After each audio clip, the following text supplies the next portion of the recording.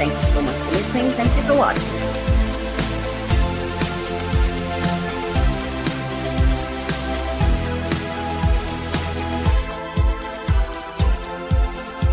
I love to open new packages. I will give you the latest information on the top funding opportunities for entrepreneurs who are seeking funding. Come along with me. I'm Coach Racquel, and it is a passion project for me, so I'm so happy to bring this to you. Thank you so much for listening. Thank you for watching.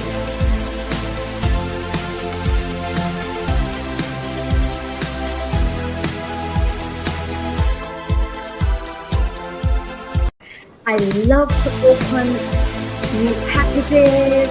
I will give you the latest information on the top funding opportunities. Don't call me motherfucking trying to talk to me, find out some shit, talk about some gossip. Don't call me with no bad news. You know what I'm saying? If you ain't calling me to uplift me, if you ain't calling me to I'm not 911, I'm not in the mood. Don't call me unless there's some love on the other end of the phone. Matter of fact, I'm working. I don't want nobody to call me. You know what I'm saying? Everybody do them. And Oh, hello. You heard the man. You heard what he said. Stay motivated. Be intentional about your environment, and the environment is the people you're around, the places you attend, wherever you participate, wherever you show up. That is your environment, and we should be intentional about our environment. Hello, hello, hello. Beautiful, amazingly wonderful, positive-minded people. Welcome back to Refresh, Relax, Renew. I'm Coach Racquel. I'm your host, and I'm so grateful you are here with me for another episode, another moment to breathe, reset, reflect, and gather ourselves for the life we are building. Yes. Before we rush into our segments, let's check in. All right. Now, how are you really doing? How's your day going? Your month, your year? How is June going? Can you believe we're mid-year? We're in June. We are in June. Okay. So how is it going for you? And I want you to really think about it before responding, even if it's in your own mind. If you can share it in the comments, but even if you're just responding in your own mind, I want you to be. I don't want to give yourself the automatic answer, not the "I'm fine" answer, not the answer we give because we have things to do, people to help, bills to pay, dreams to chase, and responsibilities waiting at the door. I mean, how is your spirit? Are you tired? Are you hopeful? Are you in transition? Are you carrying something quietly? I think I'm carrying some things quietly, or am I, or not so quietly? Are you trying to survive a season God is actually trying to bring you out of? Take a breath with me and stick around because we have our ASMR moments coming up where we breathe, deep breathe. Okay. Yes. So inhale, hold for a moment, and release. Again, inhale, hold for a moment, and release pressure. Yes. Today's episode is really about wisdom. Wisdom in what we buy, wisdom in what we build, wisdom in what we watch, wisdom in what we chase, wisdom in when to fight and when to walk away. So before we get into all of that, I want to ground the atmosphere, the room, the environment. I want us to get grounded. All right. So I'm going to share one of my songs with you. Something from my heart, something to settle us, something to remind us that creativity is also ministry, expression is also healing. And sometimes a song can say what the soul has been trying to whisper. Okay. So I'm trying to think. There's a particular song I'd like to share. Okay, so I'm going to share this song with you. And I'm sharing this song because this was a song that I had a little bit of, I feel like I was trying to communicate something and I just couldn't communicate it. Are you like me where you communicate best through your work? I'm a creator and I communicate best through what I create, through my content that I create, through the media stuff that I do. If I write a book, I feel like I communicate better than if I try to say something with words. I get very wordy. It feels very difficult for me to express myself. But when I put it into things like music or poetry or book, then for me, I feel like it's so much easier for me to communicate it. So this is a song that I wrote because I feel like I was trying to process what I was feeling, but it felt like I wasn't really being effective in expressing myself. So I wrote a song, and I'm going to share the song with you. So the title of this song is I Cried for 24 Hours. And it is true. I actually cried for 24 hours. And it's funny because it was really the song after I did the song, Dear Little Black Girl, and I was listening to the song Dear Little Black Girl over and over. And I kept listening because the message when I tell you the message was just hitting me. And the more I listened to the Dear Little Black Girl song, I started reflecting on my actions and the things I've done and how I think I've dishonored myself or not been, when they say you should do your due diligence, I feel like I didn't do my due diligence, and I feel like I didn't protect myself. I did not take certain steps to make sure that I was well while I was busy out there trying to obey God, trying to do what it really was between me and God, and trying to do what God was asking me to do. And I feel like I didn't do my due diligence. And so after listening to the Dear Little Black Girl song, it really hit me. And it was that inspired me to express what I was really feeling after crying for it was more than 24 hours, a little more than, like, I cried day and night. There was so much shame that it's like shame was locked up in my spirit, in my body. It's like shame was just locked under my skin, and I was having a difficult time expressing myself, and I didn't want to just call and say, let me say this to somebody else. I felt like, handle it yourself. So I put it in a song. All right. I've talked too much sometimes, but that's how I ended up writing this song. And I'm going to share it with you now. I hope you like it because it's from my heart,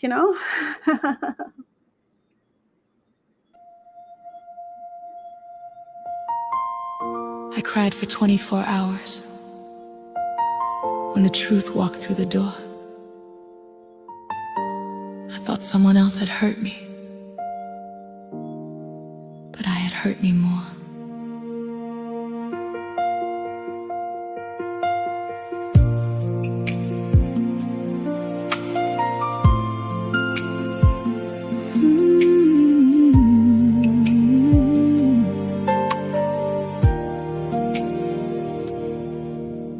I never knew I dreamed so long of a love I had not seen.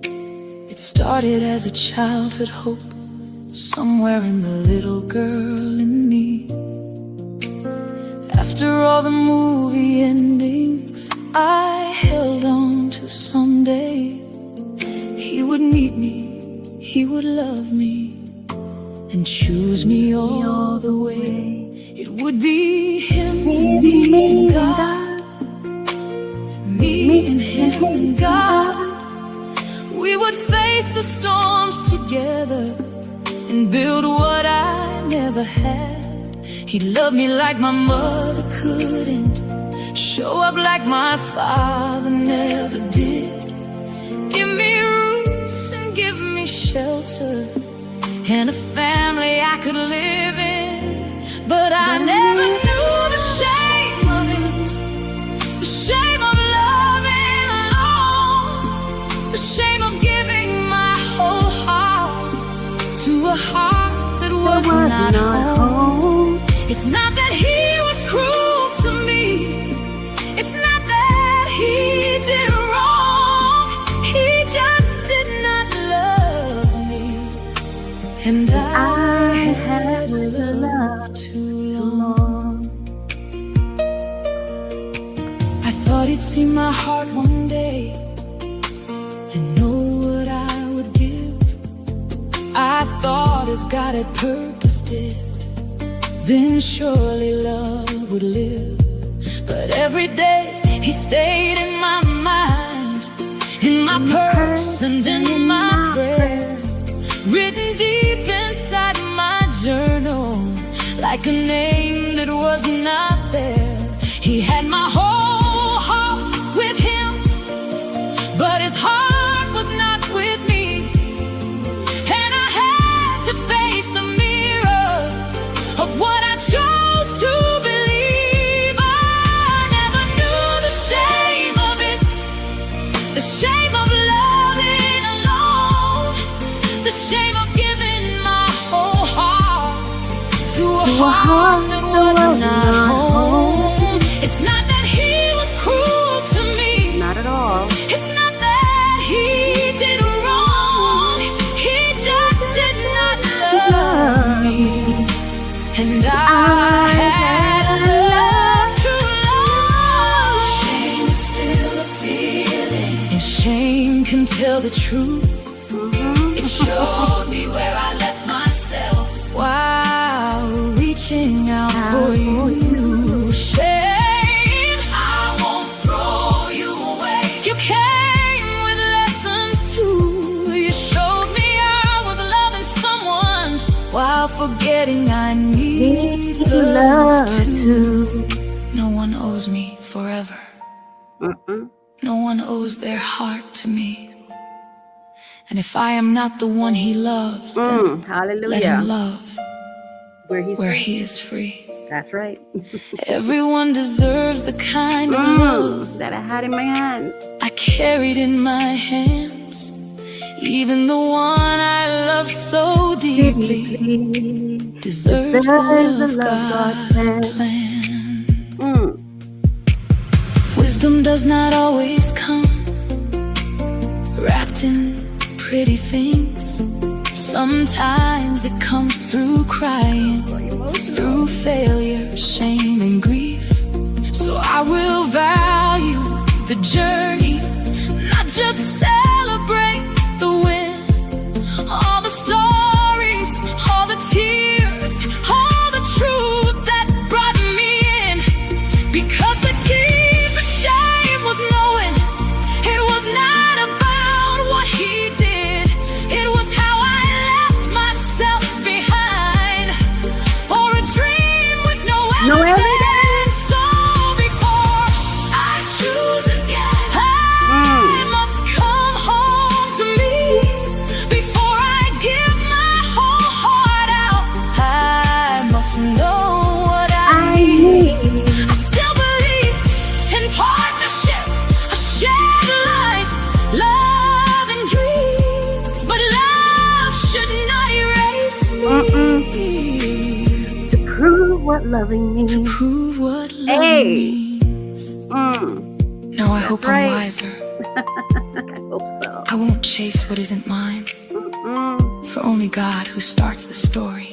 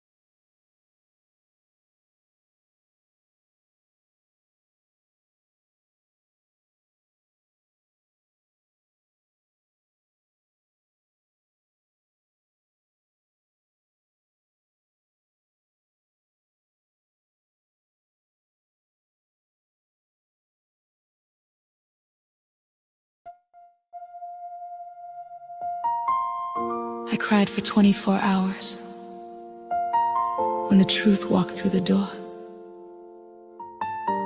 I thought someone else had hurt me, but I had hurt me more.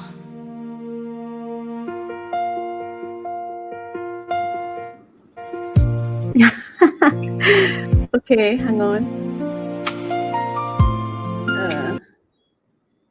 My electricity went. That was so funny.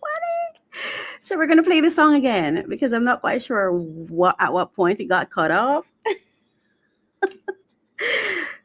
Anyway, yeah, let's go. I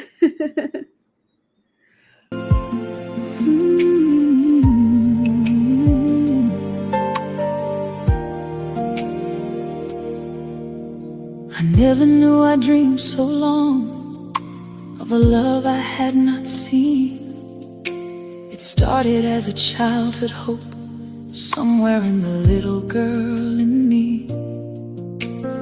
After all the movie endings, I held on to someday he would meet me all the way.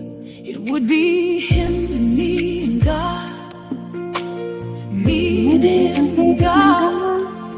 We would face the storms together and build what I never had. He'd love me like my mother couldn't, show up like my father never did. Give me roots and give me shelter and a family I could live in.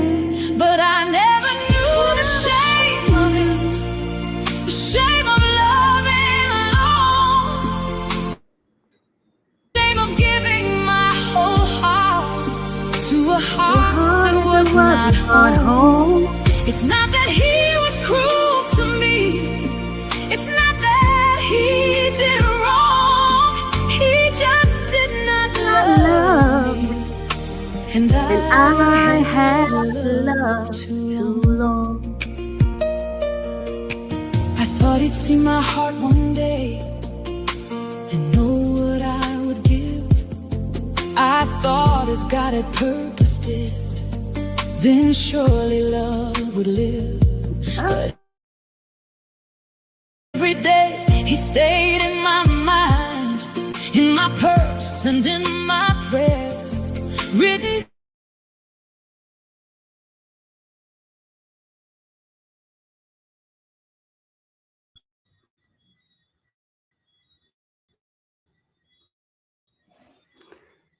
Okay, are we back? I don't know if I should continue or just cut. My electricity is dancing with me. So my mobile internet is working, but all right, let's see.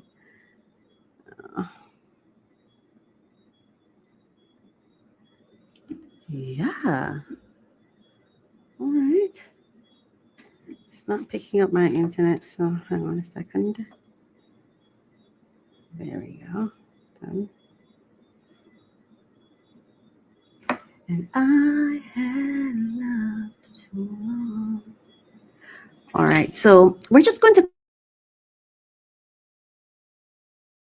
continue because, oh, I'm so sorry for this experience. My internet, however, because of my electricity going away, my internet is, I'm trying to connect to my WhatsApp. Anyway, you're listening to, this is Refresh, Relax, Renew. I'm Coach Racquel. And my electricity is playing hide and seek with me.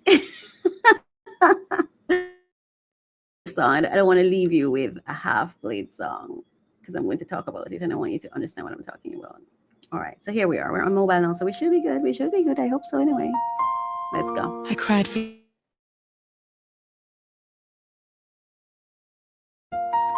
through the door. I thought someone else had hurt me, but I had hurt me more.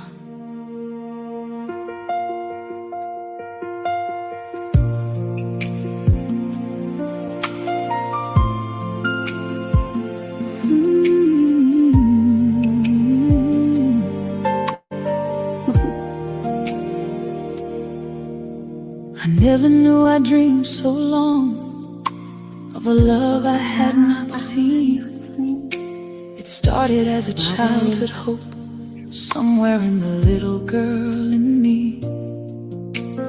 After all the movie endings, I held on to someday he would meet me, he would love me, and choose me all the way.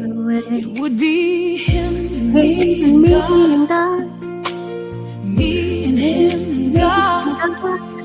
We would face the storms together and build what I never had. He'd love me like my mother couldn't, show up like my father never did. Give me roots and give me shelter and a family I could live in. But I never knew the shame of it, the shame of loving alone, the shame of giving my whole heart to a heart that was not home. It's not that he was cruel to me, it's not that he did wrong. He just did not love me. And I had loved too long. I thought he'd see my heart one day and know what I would give. I thought if God had purposed it, then surely love would live. But every day he stayed in my mind, in my purse and in my prayers, written deep inside my journal, like a name that was not there. He had my whole heart with him, but his heart was not with me. And I had to face the mirror of what I chose to believe. I never knew the shame of it, the shame of loving alone, the shame of giving my whole heart to a heart that was not home. It's not that he was cruel to me, it's not that he did wrong. He just did not love me. And I had to love. Shame is still a feeling, and shame can tell the truth. It showed me where I left myself while reaching out for you. Shame, I won't throw you away. You came with lessons too. You showed me I was loving someone while forgetting I need love too. No one owes me forever. No one owes their heart to me. And if I am not the one he loves, then let him love where he is free. Everyone deserves the kind of love I carried in my hands. Even the one I love so deeply deserves the love God planned. Wisdom does not always come wrapped in pretty things. Sometimes it comes through crying, through failure, shame and grief. So I will value the journey, not just celebrate the win. All the stories, all the tears, all the truth that brought me in. Because the deepest shame was knowing it was not about what he did, it was how I left myself behind for a dream with no evidence. So before I choose again, I must come home to me. Before I give my whole heart out, I must know what I need. I still believe in partnership, a shared life, love and dreams. But love should not erase me. To prove Oh my prove God. To what loving prove what loving means. means. Now I hope I'm wiser. I won't chase So. what isn't mine. For only God, who starts the story, Story. can Ooh. bring Can two bring two hearts hearts in in time. time. I still believe in love. I still believe in love. I still believe in I still believe in family. And all God has for me. But before I choose another, before purpose meets destiny, I'll choose the heart God gave me first. And Hallelujah. learn to Love me clean. Oh my gosh. Thank you so much for listening to that song with me. Oh my gosh. So I don't know if it was captured, but I was sharing, I was saying that um hang on, let me that's not the shot I want. When I wrote I shared the experience I was having, what that led me to writing this song. And it really got inspired based on the self check I got after listening to the Dear Little Black Girl song, and I, the song is about, when I say I cried for 24 hours, I literally, it was more than 24 hours. Like, I felt like there was shame in the pit of my abdomen, that I was so gripped with shame because I believed in things without evidence. I allowed myself to just believe without investigation, I suppose. And I really thought, I was so convicted this was God. Like, I was so clear it was God. And not just because it was in my mind, but because it's either there really were evidence or I allowed myself to assign evidence of and assign group evidence, like other things that God actually did that were happening. I grouped it with these beliefs as well, I think is what I did. Because the one thing that I'm happy about is I didn't lie. I know I didn't lie, not to myself or to anybody else. I didn't lie. And I like that. That's my saving grace now, that I didn't lie. But sometimes we can, this is what I'll say. I'm learning that the God that I serve, um, I'm learning that the God that I serve loves me.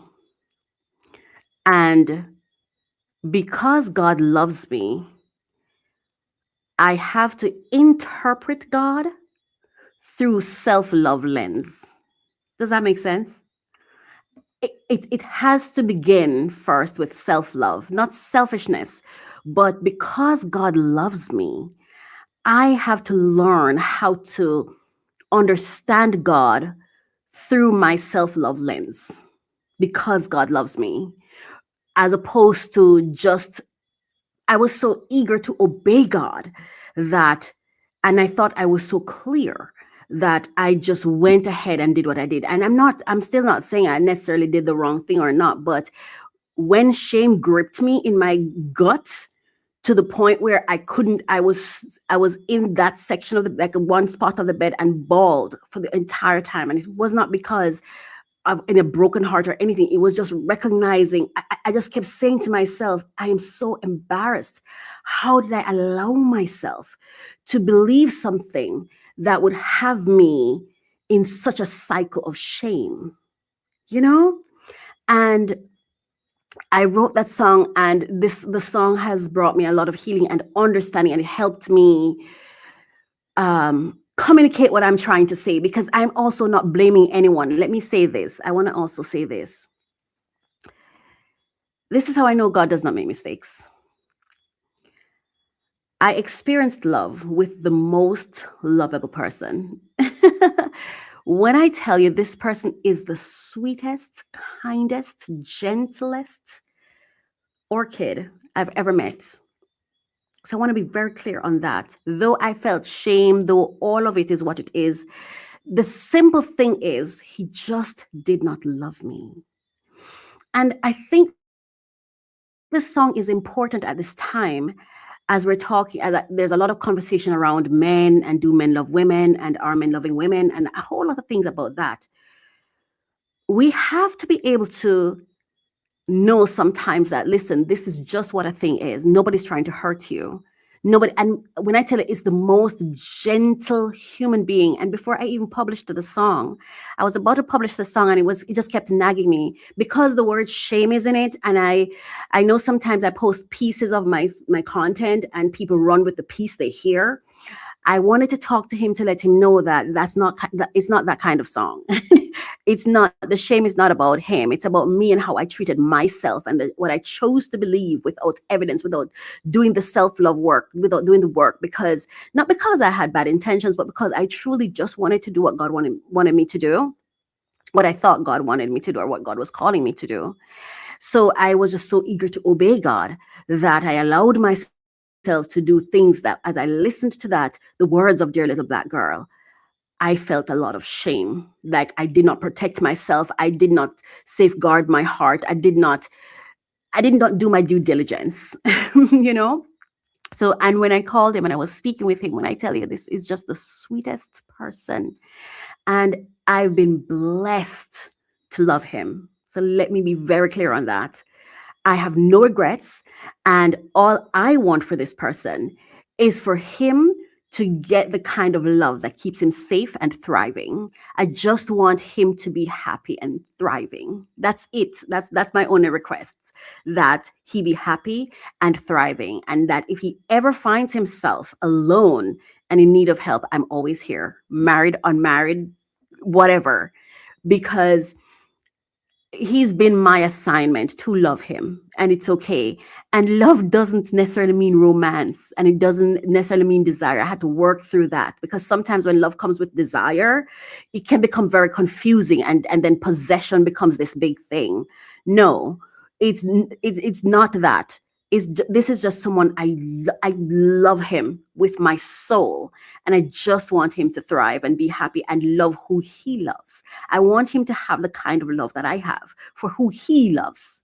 So it shouldn't be that because I love him this way, he should love me or choose me. No, I want him to have this kind of experience that I'm having. It's one of the most beautiful blessing one could ever have. Yeah. Is it painful sometimes? Yes. Yes, it is. But I suppose that's how mothers feel, you know? So, but I thank God for this love. I just want God to nurture it. I want to get better and better at it so that I can represent it well, because I feel like in some small, insignificant way, I'm representing God by loving this person. But it's the most gentle, generous, warm, kind, sweet orchid that I've ever met, you know? So I just want to be very, very clear on that. Well, anyway, that was a song I wanted to share. And welcome back. We're still here in Refresh, Relax, Renew. And now I want to share a short poem. It's so funny because if you're someone who have watched my podcast, this book of prayer was because I was praying for that same person.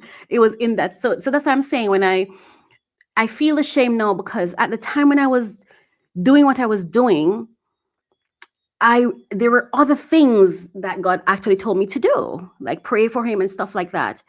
And so though I feel ashamed of it now, I think it's because of the desire I had around an assignment, that the assignment was just to love. The assignment was not, let me not go down that road, but I'm just saying, there were so many things that God told me, and that's how I ended up writing this book, because I was praying for that person. So that's the reason. It's not that I was stupid to believe certain things. It's that there were evidence of different things, you know? But anyway, I feel like I'm becoming wordy. I'm a very wordy person. So this is my book, Prayers, and I'm just going to share one of my prayer from this book. You know, I'm actually going to share there's a particular prayer I'm going to share because I found myself praying for the person again today. So I'm going to share that prayer. Should I?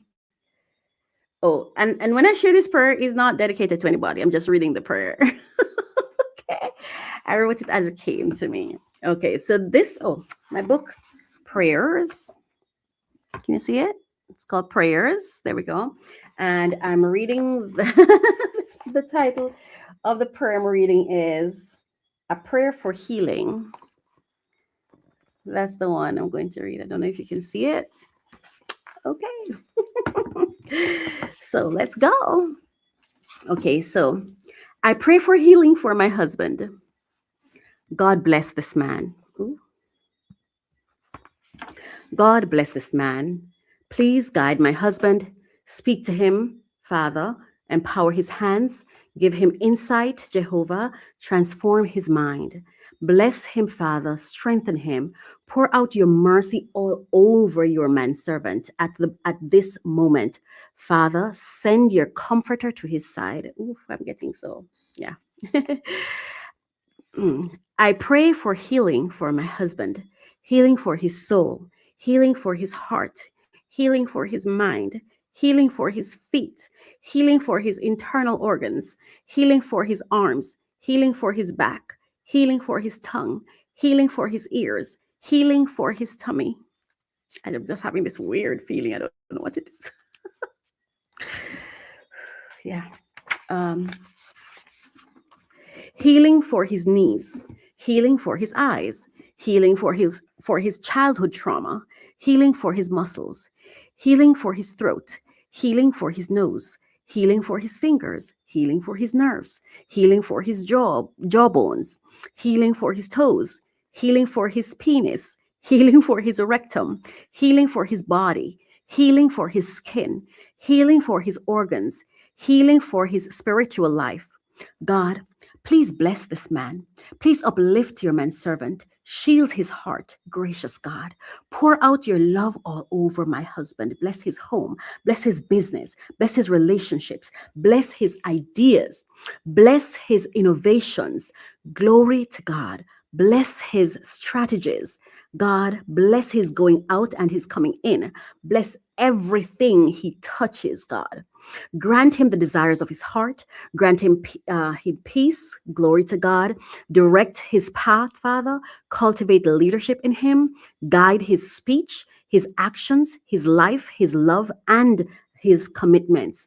Grant him mercy and grace, God. A whole lot of grace. Forgive him, loving Father, loving God. Comfort him, Jehovah.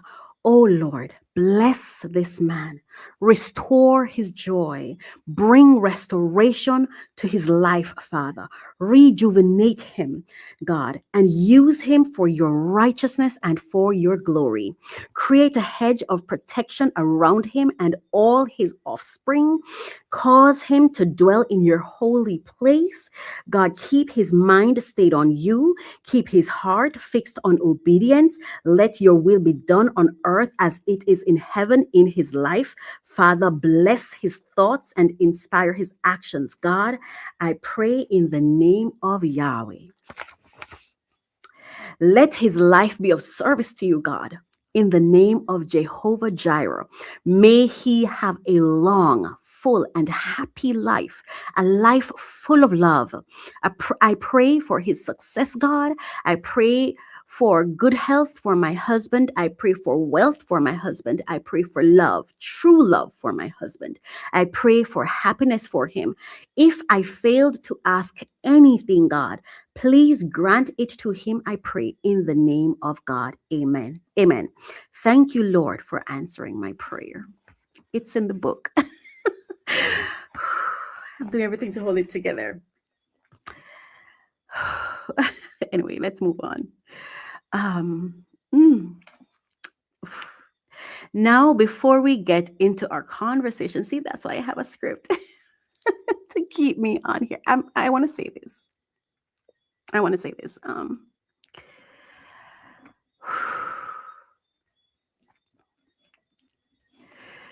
Let us not take for granted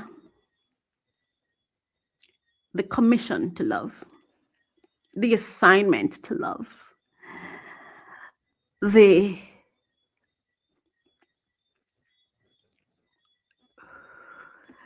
I'm shaking like a leaf.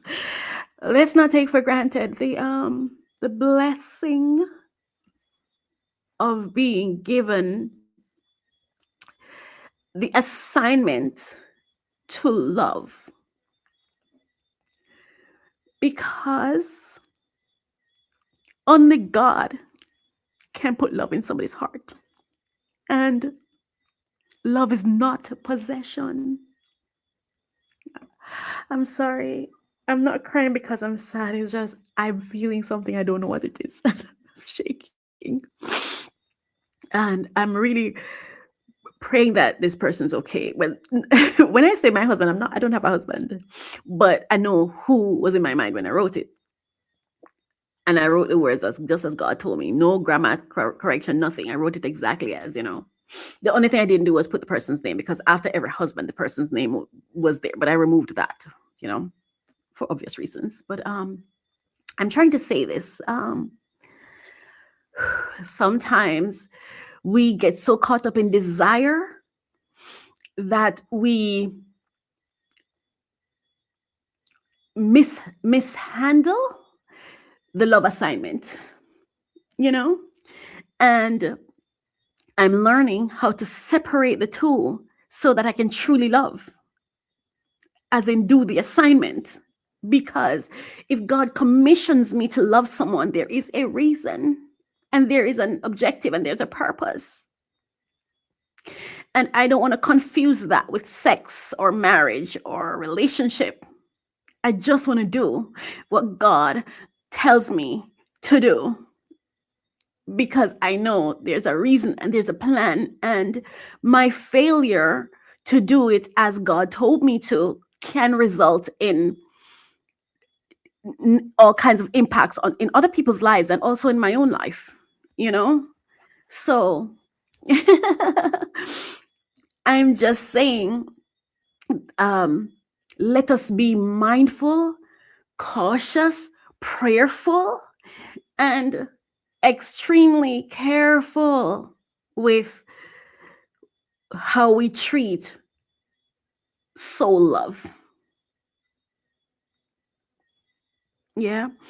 And I'm so thankful that the person God commissioned me to love is such an orchid.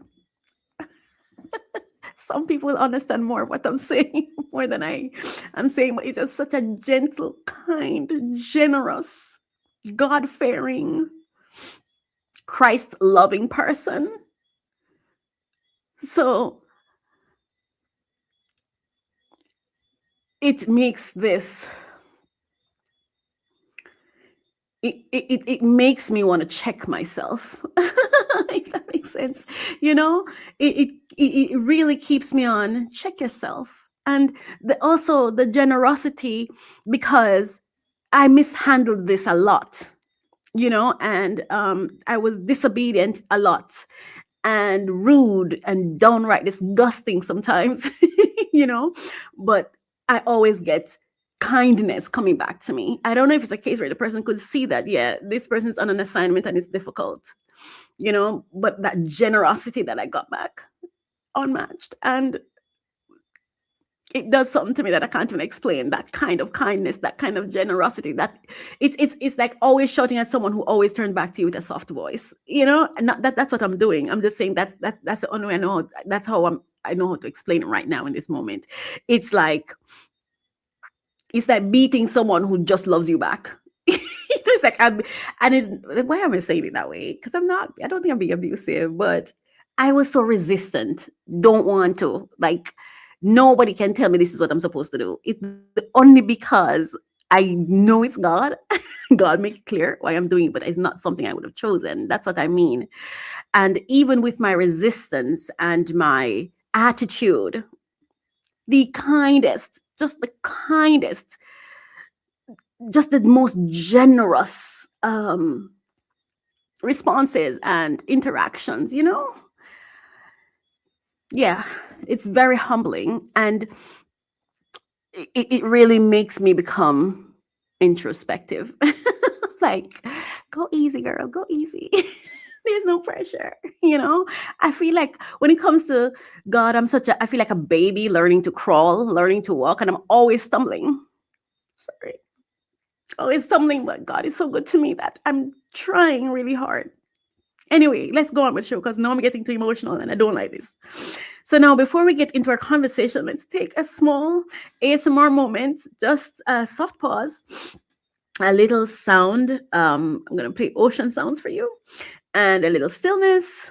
We're going to breathe, deep breathe. A little reminder that we are allowed to slow down and we're allowed to we're allowed to feel and express and just be. Let's go. I'm so sorry. Like, I think I probably should have ended this live, because this was really getting to me. Yeah, here we go.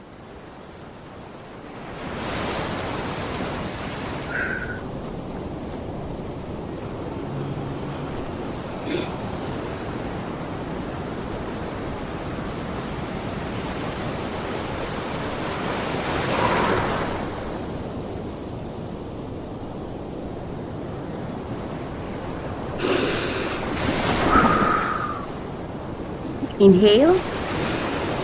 Exhale. Yeah.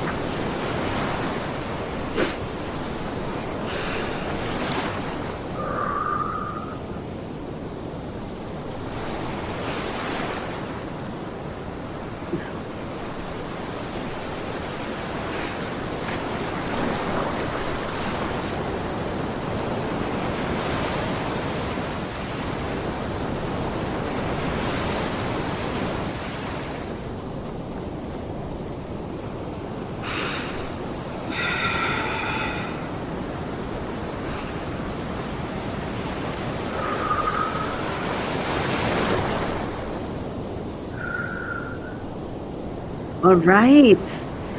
Wow. It was a short, just a little moment. I hope you enjoyed it. And that was our ASMR moment. I hope you enjoyed it. I hope you enjoyed it. And now we're going to go into the segments of our podcast. We're going to go into the heat of the matter now, right? The heart of it. So let's go. So yeah, we're now going to go into, what did I do? Yeah, we're now going to go into our yes. So before I go into the segment, hang on. Right. So we're going to be going now into the show. We're going into the show now. And I just want to let you know what's coming up. So let me update you on what, or give you insight into what we're going to be talking about for the rest of the show. So in Unbox Solutions with me, our second segment, let's start with Allegedly, because that's our first segment. So in Allegedly, we're going deeper than gossip. We're talking about being addicted to survival, hooked on chaos, and learning how to choose peace, from Kiki Palmer's TED Talk to reality TV storylines to my own testimony of walking away when God said, protect your soul. And then in Unbox Solutions with me, we're talking about Amazon fines and consumer warnings. Shop smart, not stressed, because every package has a lesson and every buy now button deserves a little wisdom. And in our final segment, Free Money Wednesdays, we're talking to NGOs, ministries, community leaders, and entrepreneurs with this word: no grant writer, no problem. We are going to look at practical ways to start applying for grants. Then we are comparing AI tools like ChatGPT, Gemini, Claude, Microsoft Copilot, and Perplexity, and why your habits matter more than your tools. So stay tuned, stay connected, because we have those things coming up right now after this, okay?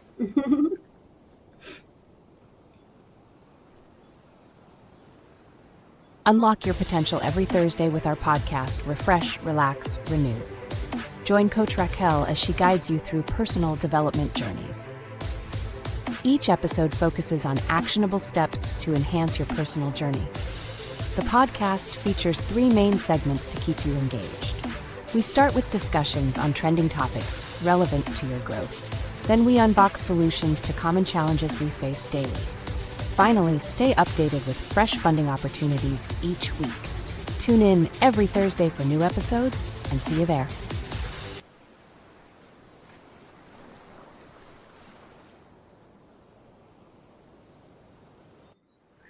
Oh, hello. Thank you so much for staying with us. Of course, we're now going to go into our allegedly segment. It's now time for allegedly. Allegedly. And of course, this is a segment that we focus on growth and learning from other people's mistakes, allowing their mistakes or their errors or their actions or what they go through, their stories, to inspire us to do our self work, to experience breakthroughs. All right. So this is where truth meets questions. Sorry. Truth meets opinion, and headlines meet hard questions. Well, so let me say that again. So this is where truth meets opinion and headlines meet hard questions. Welcome to Allegedly. I'm Coach Racquel. All right. Now, before we get into our story, and we're going to play our intro, but before we get into our story, I want to go ahead and share with you the copyright disclaimer, the fair use message, allowing us to have these discussions, right? So copyright disclaimer under Section 107 of the Copyright Act 1976, allowance is made for fair use for purposes such as criticism, comment, news reporting, teaching, scholarship, and research. Fair use is a use permitted by copyright statute that might otherwise be infringing. And why is this important? It's critical, actually. It's critical because this segment, this show, and I say this all the time, and sometimes persons are like, oh, just get into the thing. No, we have to do some housekeeping before we get into the thing, because we are intentional, right? We're intentional. We are not here to criticize people. Well, let me change that. We do critique people. We do criticism and stuff like that. However, we're not here to do it in a malicious way, right? We're not here to do it in a malicious way. Moment, please. TED Talk. We're not here to do it in any malicious way, in a way that will bring disdain on people's names, or I don't know if that's the word, but we're not here to shame people. We're not here to cause disgrace on anyone. We're not here to blame anyone. We're not even here to say they should not do what they do. We're here to honor their experience and understanding that we know that ultimately God is in control. So we want to honor their story, but we want to use that story, we want to explore it, dive into it, talk about it. I share my thoughts on it, what I feel about it, my perspective. And then we see how can we use this now to then inspire our own self-work, because there's wisdom in learning from other people, so we don't repeat the mistakes they made, so we don't have to go back through what they've already gone through. We can learn from what they've gone through to acquire wisdom, or to develop wisdom, or strengthen our wisdom, or grow in wisdom, right? So that's what this is about. It's not about shaming.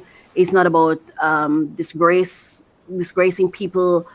We respect and we love and we thank everyone whose story we touch on, because without their story, perhaps we would not be having this conversation, So I want to say thank you to all the people that I discuss in my shows, and today is no different. So let's, all right. So the title for today's allegedly, the focal point or the topic for today's allegedly is Addicted to Survival, Hooked on Chaos, Choosing Peace. Yeah. So welcome back to Allegedly, where we look at what is trending, what is talking, what is whispering, what is screaming, and what might be trying to teach us something if we are willing to listen. Yeah. And this week, I do not want to just talk about celebrity news. I want to talk about what these stories are revealing about us, right? We can become addicted to survival. We can become addicted to chaos. We can become addicted to being right. Ooh. And to thinking that our opinion is a superior opinion. We can become addicted to that too. Yeah. We can become addicted to drama. We can even become addicted to fighting for things that are costing us more than they are worth. I need to plug my computer in. Oh, all right. Please bear with me. Well, let me just do this and then go to the intro and I can plug it in. Right. So we can even become addicted to fighting, right, I just said, for things that are costing us more than they are worth. So today, allegedly, is asking one question. What are we feeding? Our peace or our patterns? Let's talk about it. And now, allegedly, where we slow the story down. This is about insight versus impact, learning from what we observe. Instead of paying the price ourselves, their experiences become our education. So growth doesn't have to come with damage. And now, allegedly, where we slow the story down. This is about insight versus impact, learning from what we observe. Instead of paying the price ourselves, their experiences become our education. So growth doesn't have to come with damage. And now, allegedly, where we slow. All right, so we're back. All is well? All is well. Yeah. Well, you know what? Let me just say this. Thank you so much for those of you who have watched so far. I want to apologize for the technical challenges we've been having. First, my electricity was playing hide and go seek with me. It's now back, so it's found. It's now back, so we had to change. So we had a little bit of hiccup here and there. Ended up having to play the song multiple times. I don't know how much of the song was actually played. But I hope at least once it was played in full because I really wanted you to hear it because I talked about it, and it was just a message that I wanted to share. And so thank you so much for staying with me so far. This is allegedly, I'm Coach Racquel, and I really truly appreciate you being here with me. It is my hope that you share a comment or whatever, but this is what kind of happened, I think, when you go live, because I'm live and I'm producing by myself. I'm doing all of it by myself. So, yeah, hiccups happen here and there, but I still want to say, thank you so much for, my hair is just sticking out. But so I just want to say thank you. Yeah. I am so weird. Anyway, yeah. So I'm trying to find the clip. So like I said, let's talk about it. So the first thing I'm going to be talking about is I'm going to be starting with Keke Palmer, right? Is my light. This light is, yeah, so you can't see the ocean. Hold a second. No way to see the ocean. What they're talking about. There you go. Oh, can't go there. Can't go that far. Really? Hang on a second. I need to reposition this light. And you can just see that there's the boat. Yeah. I wanted you to see that. Yeah. Thank you for understanding me and allowing me to be myself.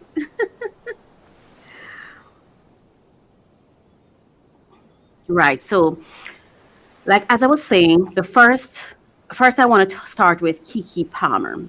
She said something that just really touched me. Keke Palmer recently gave a TED talk called "How I Set Myself Free." And let me tell you that that thing sat with me, and it sat with me for a while. I even touched on it last episode. I added it at the end of the show where I just shared it, but I wanted to talk more about it. It did not just pass through my ears. It pulled up a chair in my spirit, sat, relaxed, got a glass of wine, and was taking up space. That part that really, the part that really grabbed me was when she talked about survival. I am paraphrasing here, but the message was this: survival can become so effective that we do not even realize when we no longer need it. Now, I think that's a word, but I'm going to play the clip. Let's see if we can play this. I started performing off it too. Hold on. I began designing a character Hold on. to survive. Survival can be so effective. You don't realize when it's no longer serving you. There you go. Survival can be so effective. Survival can be so effective. You don't realize when it's no longer serving you. Growing up in a place where access is limited, hamming it up became my pastime. A dream passed down. Then suddenly, performing was a gift that granted my family more access. So when I started auditioning and booking, it became clear I was the one who could do it. I could do something I enjoyed and lift some weight off my parents. So we did it. We moved to LA for my career. Suddenly we had access to a life that didn't require constant vigilance. Each opportunity gave way to a world we never knew was possible. We no longer shared rooms. We had a car that worked. My parents weren't stressed about bills or their ability to get the best education for me and my 3 siblings. Messing that up wouldn't have just cost me. It would have put our freedom at risk. And we already knew what it was like to live without it. So I adapted. As the years flew by, I didn't just perform on stage. I started performing off it too. My God. I began designing a character to survive my life. That character is Kiki Palmer. Baby. Approachable, capable, funny. A small container my full range could exist inside of without overwhelming anyone. So stopping never felt like a choice. Just an ultimatum. I wasn't trying to be exceptional. I was trying to be reliable. I carried the load, not because I had to, but because I couldn't unknow what was at stake. Once you Oh my, see hold on, life hold on on. the other side of it, I have to go back over it because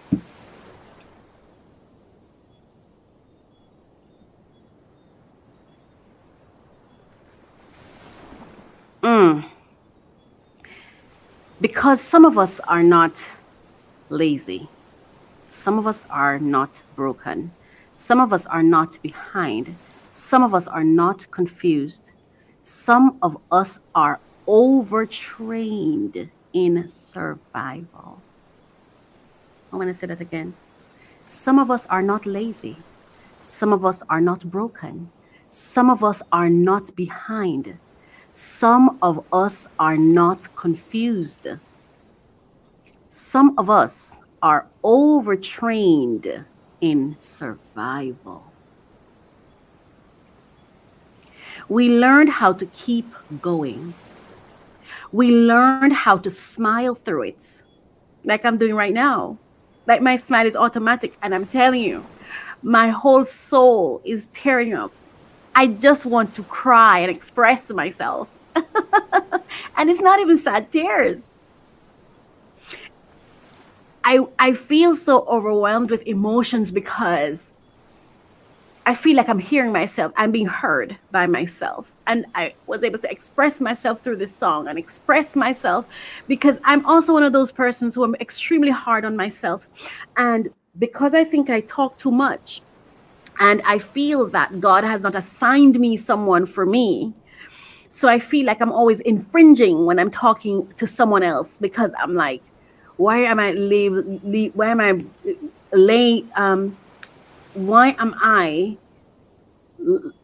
my problems at their feet? And then when I start talking, sometimes I talk so much. You know, I'm so worried and everything. So it's like, I'm like, stop talking. You're talking too much.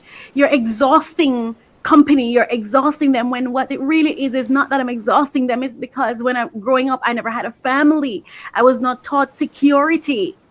That you can be, Racquel. You can be. I'm always worried that if I give too much, if I love too hard, if I share too much, I'm going to lose the person who I care about. Because some of us are overtrained, well-trained, too trained. Some of us have PhDs in survival, you know? So we learned how to keep going. We learned how to smile through it. We learned how to produce while hurting. We learned how to carry everybody and still show up. We learned how to be strong because weakness did not feel safe.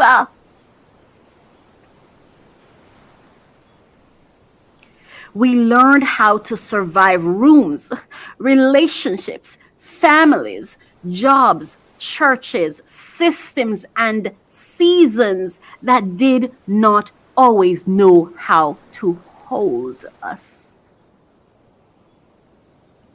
Yeah? I'm trying to restart my system, this here. Right? And hear me clearly, survival is not a bad thing.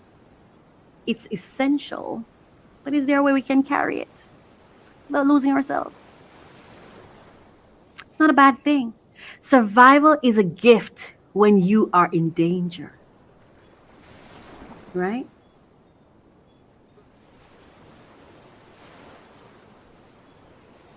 Survival is a gift when you are in danger. Survival is grace when you are in the wilderness. Survival is the thing that keeps you breathing when life is trying to bury you. But survival was never supposed to become your permanent address. It was I think survival is the tool you use when you need it. Yeah? So it's with you, it's your lifelong partner. What has its place? Survival was never supposed to become our permanent address. There comes a time when God starts inviting you out of survival mode and into peace mode, baby. I think that's where I'm at. I feel like God will say, hey, get out of there. We're going on a journey, baby girl. We're going to travel together. We're going to dance together. God and I are in a dance right now. Yeah, a beautiful dance. So, but here's the hard part. Peace can feel strange when chaos raised you. Peace feels strange when chaos is your comfort zone, or not necessarily a comfort zone, but where you are most equipped. When chaos is what raised you, peace can seem like a threat. Peace can feel strange, problematic, uncomfortable, because you were raised with vigilance and chaos and struggle. There are two things I no longer do: struggle love and struggle money. I don't do that. I don't do that. I stared dead in survival face and say, I am willing to put you down and surrender to the opposite of you. I'm willing. One of the best days in my life was when I became willing to die. I embrace death now. I'm ready whenever. And it's weird because when I held on to life, I had a lot of suicidal ideation when I actually wanted to live. And now that I'm open to going anytime, I don't have suicidal ideation. It's like it's off the table. Survival is off the table. Whatever comes, it's me and God, and we're going to deal with that. Yeah? Calm can feel suspicious when anxiety trained you. Hello, knock, knock. Are we talking here? It's a real thing. And it's okay to own the truth of it. You can own the truth of a thing without living in the truth of it. You can own the truth of it, live in the truth of it without taking on the label that comes with it. You can own it and simply take the parts that are useful and leave the rest. It's okay. I'm going to go back. Peace can feel strange when chaos raised you. Calm can feel suspicious when anxiety trained you. Rest can feel irresponsible. I suffer from this sometimes. Rest can feel irresponsible when overworking rewarded you. Now, that is my thing right there. That's one of my thorns. Where as soon as I'm not working, I'm like, girl, you're being lazy. You're being responsible. Find something to do. Create something new. Do something. And then I sit with me and I say, hey, baby girl, it's okay to be lazy. It's okay to rest. In fact, rest in style. Rest in style. And I've been reconditioning my mind to rest, to chill, to fail. Yes. To let it go. Let it flow. Let it break. Yes.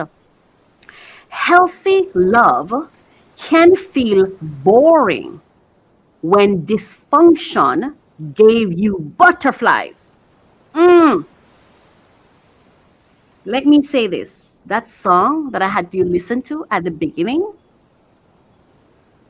though I know God spoke and God gave me a job to do. God placed love in my heart. I didn't go seek it. God told me someone was my husband. I didn't ask for it. And not only did he tell me, after I was rejecting and rebuking it, God came back to me in a dream and said, that's not the enemy. That's my angel telling you you're not wrong. I did tell you that. Yes? However, my approach to it was dysfunction. Dysfunction. See? My impatience and everything started playing their role. And then the dysfunction, I'm used to getting butterflies from fantasies. I'm used to getting butterflies from my mere thoughts. Nothing's really physically happening, but I'm fantasizing, I'm imagining things, I'm creating stories. I'm creating stories. And that's giving me butterflies. So I started creating love story because guess what happened? God said it.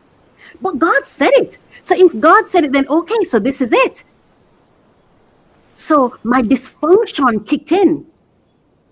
So I didn't wait for what God said to manifest and then to experience this love. No. I went to create the stories because that's what my dysfunction is used to. And that's what I'm saying when I say the shame of it. Right? Healthy love. And I'm learning that healthy love is everyday living. Healthy love is everyday living. It's not a matter of, and I'm not saying that you don't have love at first sight and all different kinds of things. And that's the kind of love I like. I don't know, like, I feel like if I've been around you for a while and you didn't see it was me, I just can't feel safe in that kind of love because I was there all along. So what are you seeing in me now? Are you settling? I feel like when I've been around and you didn't see it, now you're seeing it. I feel like you're settling for me. You're settling, and I feel like I deserve better. I'm not saying I'm right or wrong, but that's what my instinct tells me, and I'm going to honor my instinct. But I still trust God to do what God does. One of the things I had to say to help myself realize is like, Racquel, why do you think that God would know that you love orchids but send you red roses when you don't even like red roses? Why would God do that? Why would God send you why would God send you you're beautiful in the things that are ugly to you? Why would God do that? God would not do that. God would not do that. So I had to stop and realize where my own brokenness was coming into place. Though God really spoke to me, my patterns kicked in. Yeah? And caused me to hurt me. Healthy love can feel boring when dysfunction gave you butterflies. And this is what happened to me. that no, I have to be reevaluating. When someone actually showed up in my physical space, expressing love to me, not in talk or in words, but in actual actions, holding me, protecting me, you know, being there, speaking life into me, I felt like the rug was being pulled from under me. And I started saying to myself, oh my gosh, I started questioning it. And it led me up to a place of questioning, oh my gosh, it's because God didn't want me to be with this person. But I question that now. Is it that God didn't want me to be with this person? Or is it because every time I've ever loved, it was with someone, it was in absentia? The person was never physically there. It was always in my head. It was always feelings I'm having based on words and things that don't exist. But when I finally started experiencing it physically, it was strange to me. Strange to me. I even dubbed it wrong. I even dubbed it unhealthy. I even dubbed it, oh my gosh, this is not good. This is bad. Because what I was used to as love was absence. Stories in my head. And so when it came, I had the perfect day with someone. I will never forget. It was November 2023. It was an absolute perfect day based on my experience. And I was never even sexual with the person. And this is someone who has sacrificed for me, spoken life into me. And because I never knew love in a physical way, in love in presence, I've always known love in absence. So when love in presence showed up, I felt like the rug was being pulled from under me, because it wasn't, what I was feeling had nothing to do with any words or thoughts or anything in my head. And I'm not saying that I never experienced or had loving experiences with people before, but I'm telling you, I had to sit with myself and say, Racquel, here's this person that you're saying you love so much. What kind of experience did you have with this person when you were in their physical space? None. And I had to face, like, there were no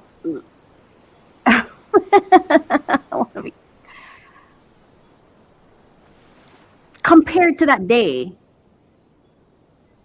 I don't think I had any loving experiences. I thought I had friendly experiences. I think the encounters were favorable, and they were kind, and they were friendly. But there wasn't any love. There wasn't any, I got you, I hold you, holding me. You know, there was no looking me in the eyes. There was none of that. And I realized that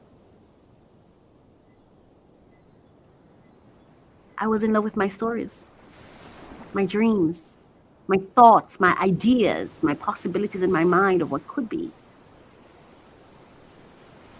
And because God said to love, or I interpret that the message to be God said to love, and God said, this is my husband. So that underscored it. Oh, that made my whole thing get a tick. Yeah. Oh yeah, continue, go on. You know, healthy love, healthy love happens in real time, in real life. It's not in the mind. It's not imagination. And walking away can feel like losing when fighting was how you proved you mattered. And again, with me, walking away is is my safe zone. So I'm even learning that maybe this stay and fight thing, I don't know if I know what that is. So in this case, it's saying, walking away feel like losing when fighting was how you proved you mattered. And for me, walking away feels like winning. Staying and fight feels like shame. Like, I have to feel so, like, there's so much that has to happen for me to know, okay, I'm wanted in this space for me to stay there. If I don't feel any fighting for me, I don't see a reason to hang around. And any allegiance I feel that my heart is having towards anything or anyone that's not fighting for me it feels like betrayal to me. It feels like betrayal. Why are you calling this person who's not calling you? It feels like betrayal. Because walking away was how I comforted myself when those who I wanted to stay didn't stay. So I had to get used to letting go all the time. I had to get used to breaking my own heart. And so, no, I break my heart ahead of you breaking it. But that's not healthy either. That's survival, right? So that is why Kiki's talk hit me. Yes, because it made me ask myself, where am I still surviving? Where am I still surviving in places where God is trying to set me free? And for me, the area of love. And I pray God helps me, because it's the one thing I desire so much, but I don't know how to get. And I think I'm learning that love is not something I go and seek and get. It's something I guess I attract and will just naturally find me. But because I'm so ill-equipped at it, I don't trust those I love. If I love you, I know it's like I lose trust for you immediately, because I don't feel safe in who I choose to love. I don't feel like I love the right. I don't feel like I love out of wisdom. I feel like I love out of stupidity. You know? I love my parents. I love without choice. Like, I love my parents because they were my parents. I'm supposed to love them. It's not because they loved me and they made me feel so loved and special, and love grew between me and them. I never had love grow between me and my parents. We were never close. Again, I love in absentia. It's absence that I love. I love the stories I tell myself. I wasn't around my mother to understand her ways, what she's like, her habits.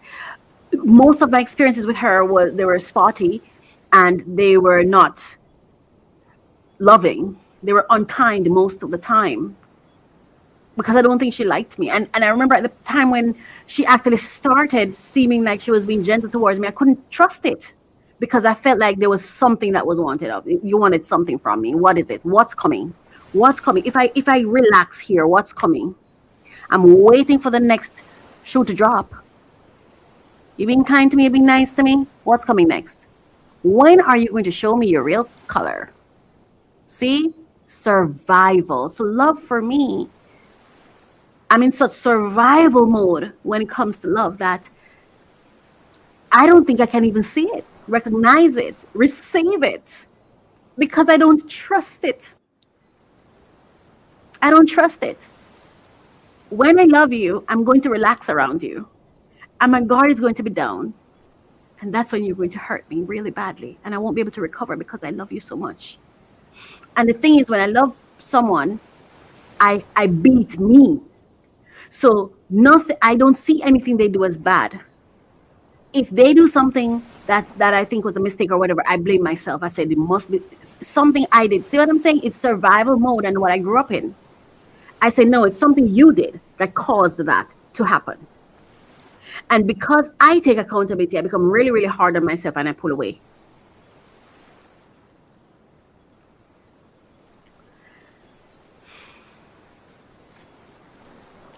Where am I still performing strength when God is offering rest?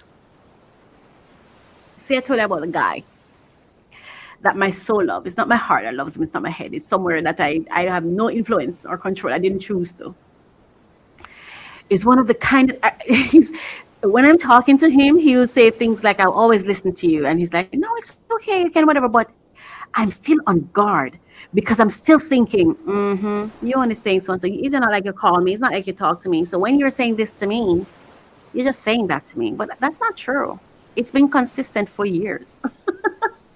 Probably more than a decade, 2019, 2026. You know, I'm talking about survival. When we're in survival mode in different areas of our lives. Where am I still reacting from an old wound when this new season requires a healed response? And that brings me, sorry, to our second story. So I really wanted to think about and give yourself permission to feel what you feel and go through it. I'm here, I'm going through this. If you don't want to see me cry, switch the thing. I'm just going to be real. I'm going to go through it because this is a part of my process too. You know? But as we talk about this survival thing, know this, it's not something you can just jump out of and say, oh, I'm done. So that's not what I'm even suggesting. I'm not even trying to tell you what to do. But if I were to share a reflection, or what I'm learning from it is be in the awareness of it so that you can retrain your mind according to how you really want to show up. And that's why for me, I realized I had to walk away, or I'm trying to walk away from the very thing that God said, this is yours. But until it manifests in real life and translates in real love language, it was just something God said. Yeah? Because of God, I divorce the stories I make up in my mind. So I'm not making up stories anymore. I'm seeing things for what they are and calling them what they are. It's important that I call them what they are, so I can face them as they are and change the dial. Change the direction.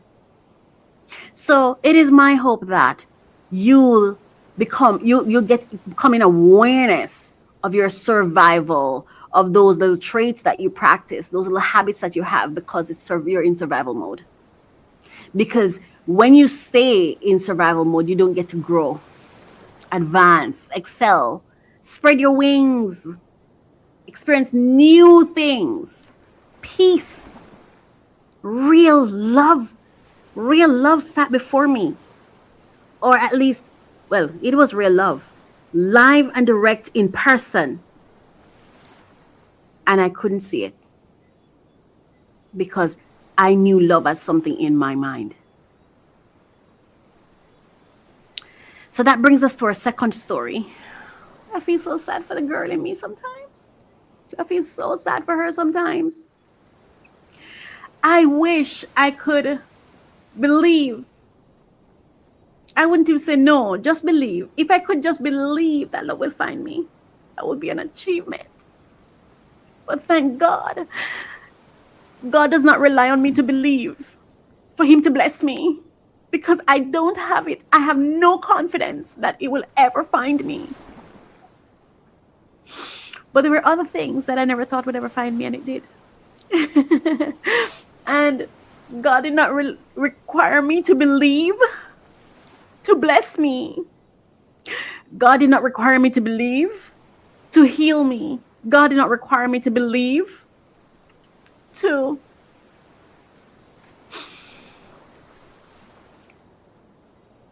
love me. And I know that whoever is meant to love me will not require me to believe. It won't require me to be anything other than who I am for it to come to me, you know. And there is somebody who I really I can't believe I'm going to say his name. I'm actually going to say his name because I feel like he deserves it. And sometimes I'm so sorry because that's not the person I pray for, because God has never told me to pray for him. And maybe that's that, and not maybe, I think that's what's special about it, because he's the one who always show up for me. I never have to carry him, ever. Rohan Brown, you are amazing. And I want to say thank you for that day in November 2023, and not just that time, but 2016 when I lost everything, and you showed up for me at zero, and you didn't worry about whether I look cute or not. You didn't worry about whether or not I had finances.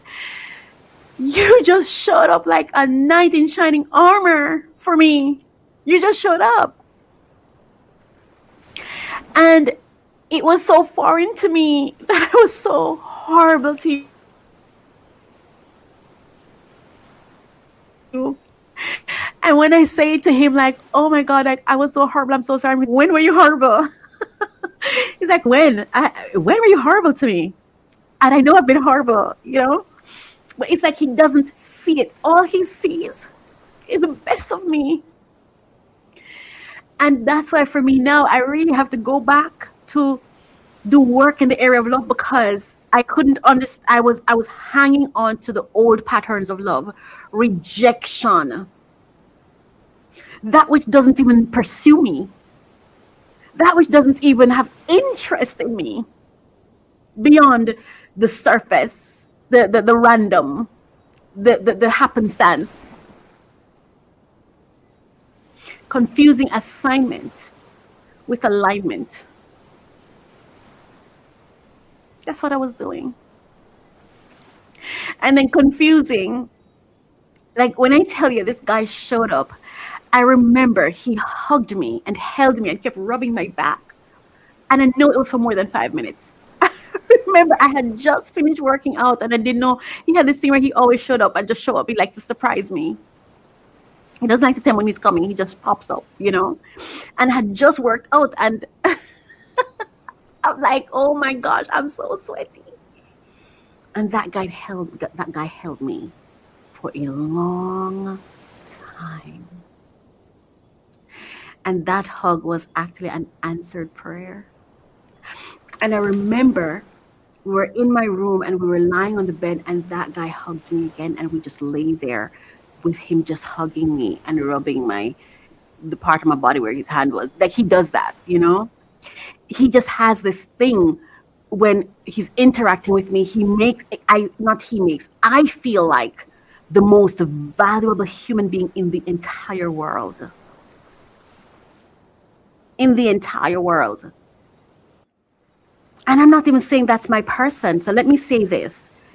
Should, in case he's with someone or in a relationship or married or whatever, we have no relations right now. No, there's no relationship. I'm just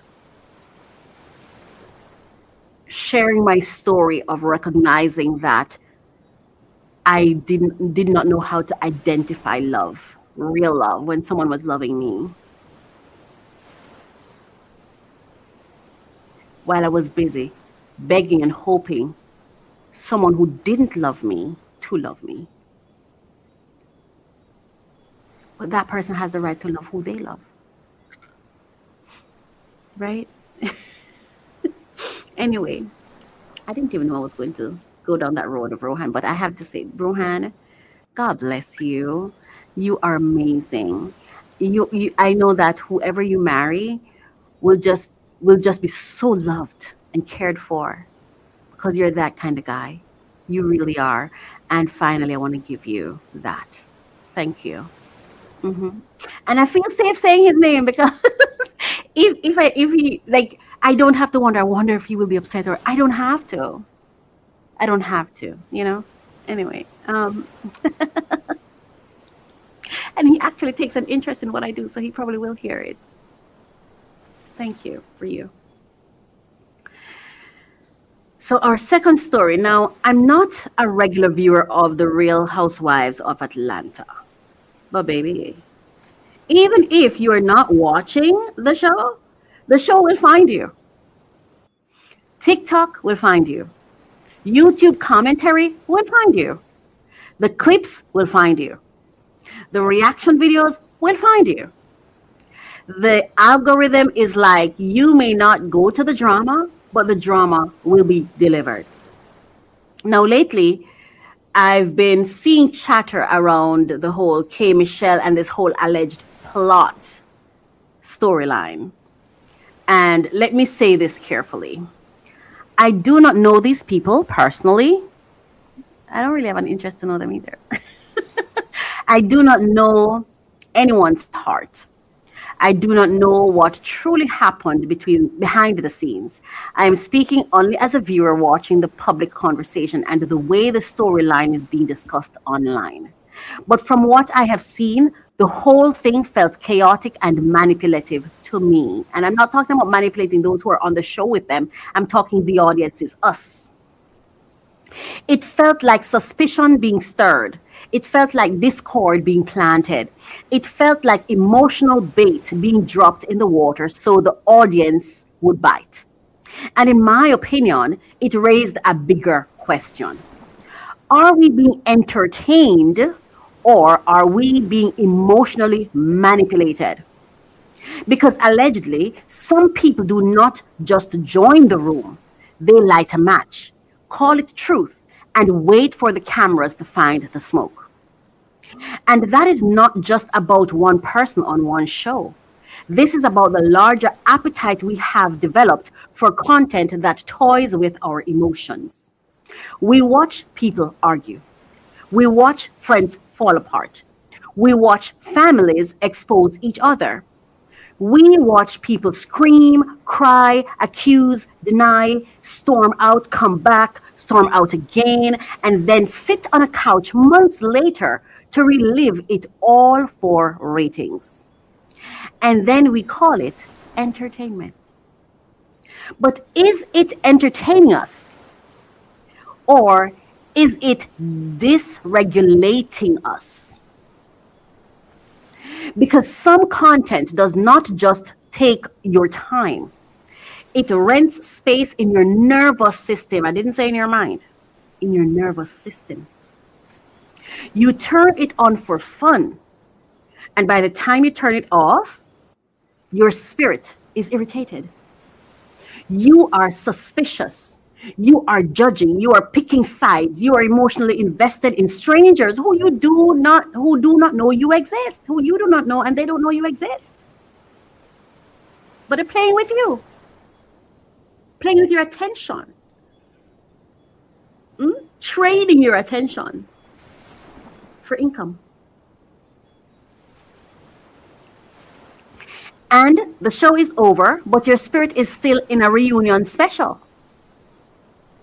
That is when we have to pause and ask, why do I like this so much? The amount of people that we're talking about the show, because for me, as soon as I started watching it, my spirit was just irritated. I just felt like someone is trying to manipulate me. I can't engage with this. You're playing with my attention for your own gain. Why couldn't it just be you just tell a real story of what you're going through and we can all watch it? Why can't we just have real life experiences where we're getting to see people have real life experiences, we're entertained, we learn, and that be it? Why does it have to become so gaslighting, so manipulative? Why does it have to go so deep?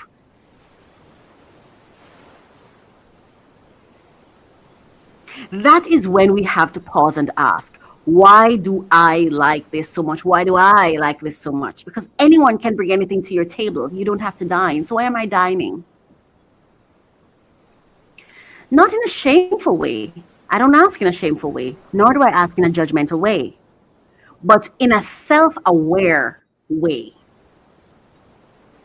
Why am I drawn to emotional chaos? Why do I feel pulled into other people's conflict? Why does betrayal content keep my attention? Why do I keep watching things that leave me feeling heavier?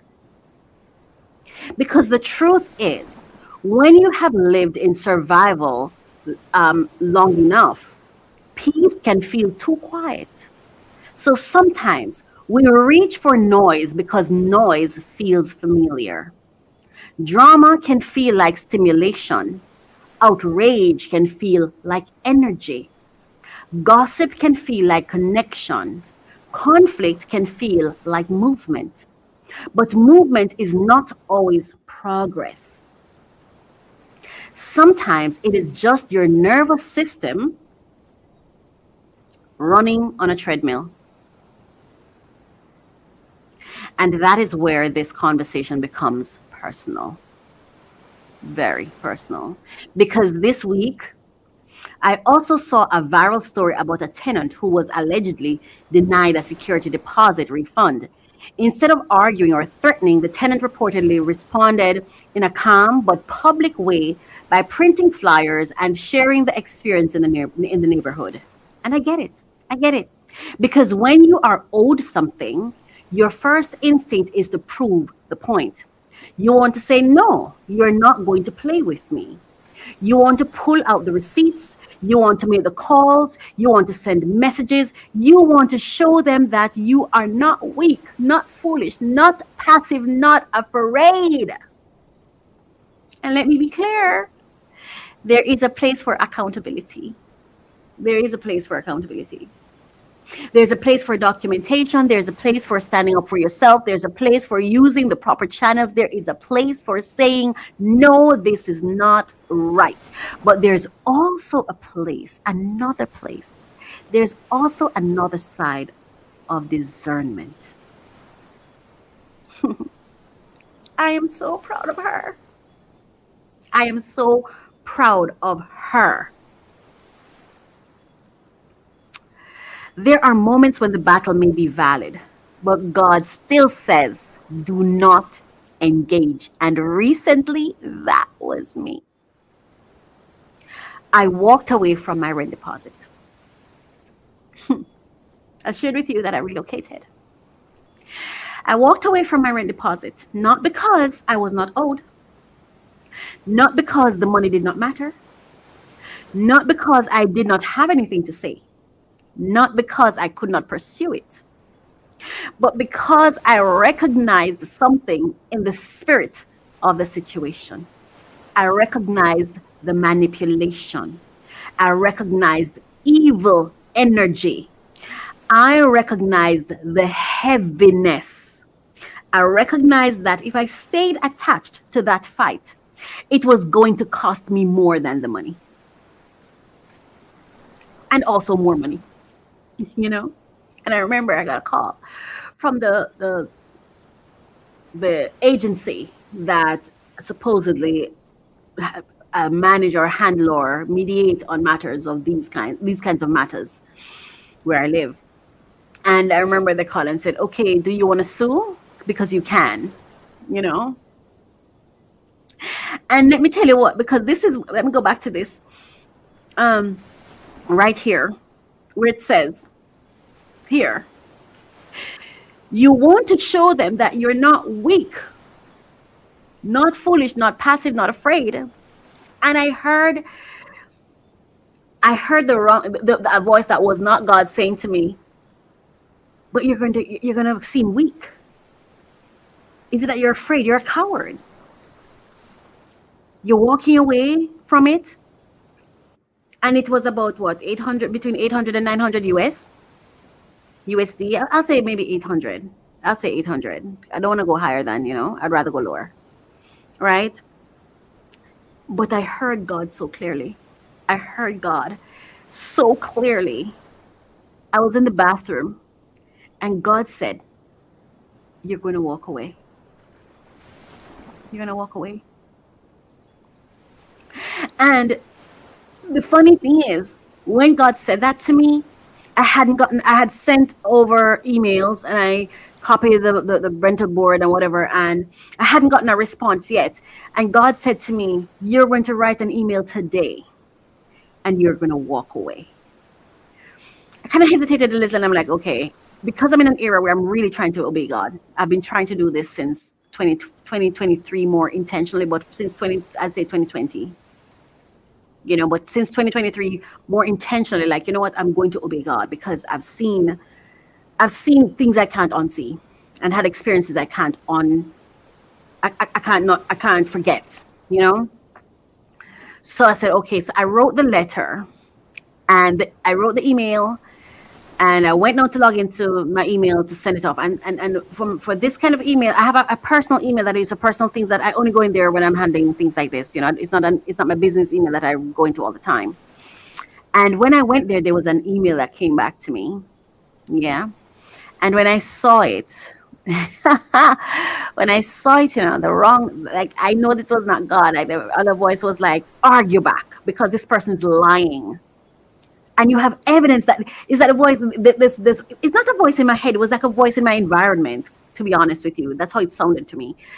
Like, that voice was like, you have all the evidence, man. You have over 20. I went and I started looking at the different videos, and I was like, see, I catch you in a lie and many lies. But God said it again. Walk away. And God said to me, send the email I send you to send, and walk away. That's what God said to me. And so I walked away. But when I initially walked away, I felt like I was letting myself down. Like, am I just stupid? Am I just a coward? And I just said, God has never failed me. God has never failed me. And I remember talking to God like, I can use this in my content though, right? You're not going to tell me I should not talk about it either. And to be honest, I don't know if God responded or anything, but I just felt something in my spirit like, keep it light and keep it positive and keep it you. We don't associate with evil. And when we spot evil, we don't play with it. We don't associate with it. We don't engage with evil. We don't do that. We don't do that. Yeah.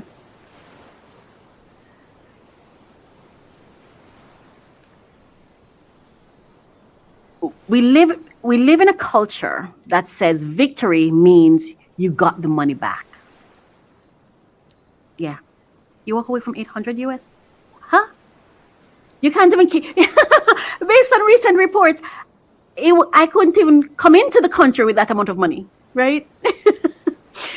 So victory in today's world means you got your money back. Victory means they apologized. Victory means they were exposed. Victory means everybody saw what they did. Victory means you won the argument. But sometimes, may I say, dare I say, sometimes victory is quieter than that. Yes. Sometimes victory is blocking the number and sleeping in peace. Not only did I have to do that with my the former landlord that I had, that did not give me my deposit back. There was a courier service I was using, and the courier service kept missing my items.